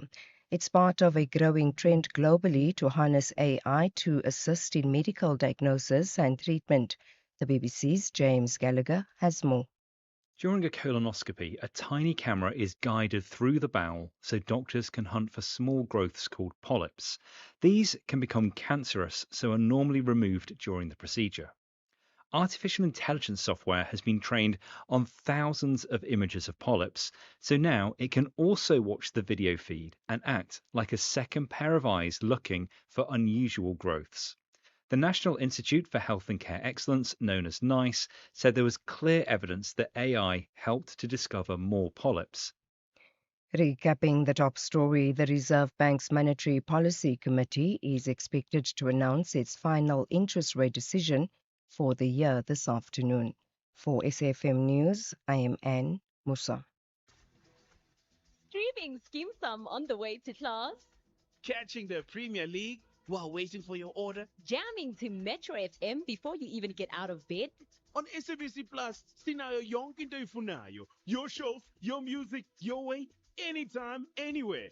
Zero subscription fees. On your phone, tablet, or smart TV. Download SABC Plus on iOS or Google Play Store. So you thought you were building a business in this economy, but day by day, somehow it grew. You kept going when the freezer didn't freeze, the bucket didn't budge, and the bank balance barely blinked. So you thought you were building a business. You weren't. It was building you. Because this isn't just what you do anymore. It's who you are. And you don't trust just anybody to protect it. Chat to your broker about Old Mutual Insure Business Insurance. Protect what built you. Old Mutual Insure Limited is a licensed FSP and non-life insurer. This week on BBC Primetime, watching TV could make you a winner. It's the BBC Primetime Watch and Win competition. Just tune into your BBC Primetime shows, answer a few simple questions on S3's TikTok account, and you could walk away with awesome prizes. From thrilling dramas to jaw-dropping reality shows, the more you watch, the more chances you have to win. Watch, answer, win. Only on BBC Primetime. Airs weeknights 9 to 11 p.m. on S3. Your couch just became the best seat in the game. It's Black November at MTN. A whole month of great deals. Get a 100 gig MTN mobile internet Ruby plan, now just 319 per month for 12 months. And for just 20 Rand extra per month, add a 4G pocket router and connect up to 10 devices. Plus, get a free 10 gig startup bundle, redeemable on the MTN app. So don't miss out. Visit an MTN store or mtn.co.za now. T's and C's apply. Today, we make moves. MTN. Usutu does not mind visitors, provided 3 points remain in KZN. However, Swelele refused to travel to Durban as tourists. They want nothing but victory. This is the Midway Premiership. Forever! Amazulu FC versus Swelele FC on Saturday, 22 November at 2:30 p.m. Live on SABC Plus and SABC One. Then on SABC radio stations at 3:30 p.m. Proudly brought to you by SABC Sport.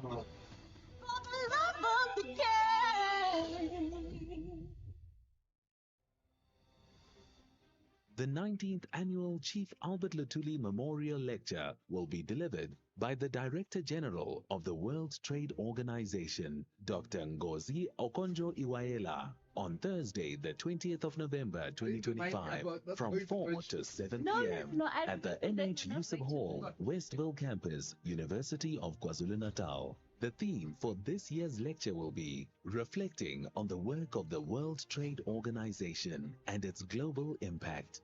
This will be a hybrid event streamed live on the University of KwaZulu-Natal's YouTube platform, as well as the Luthuli Museum Facebook page and YouTube channel. Tune in to the National Pulse with Ashraf Garda, coming to you live from the lecture. The annual Luthuli Museum Lecture is a partnership event between the Luthuli Museum, Luthuli Foundation,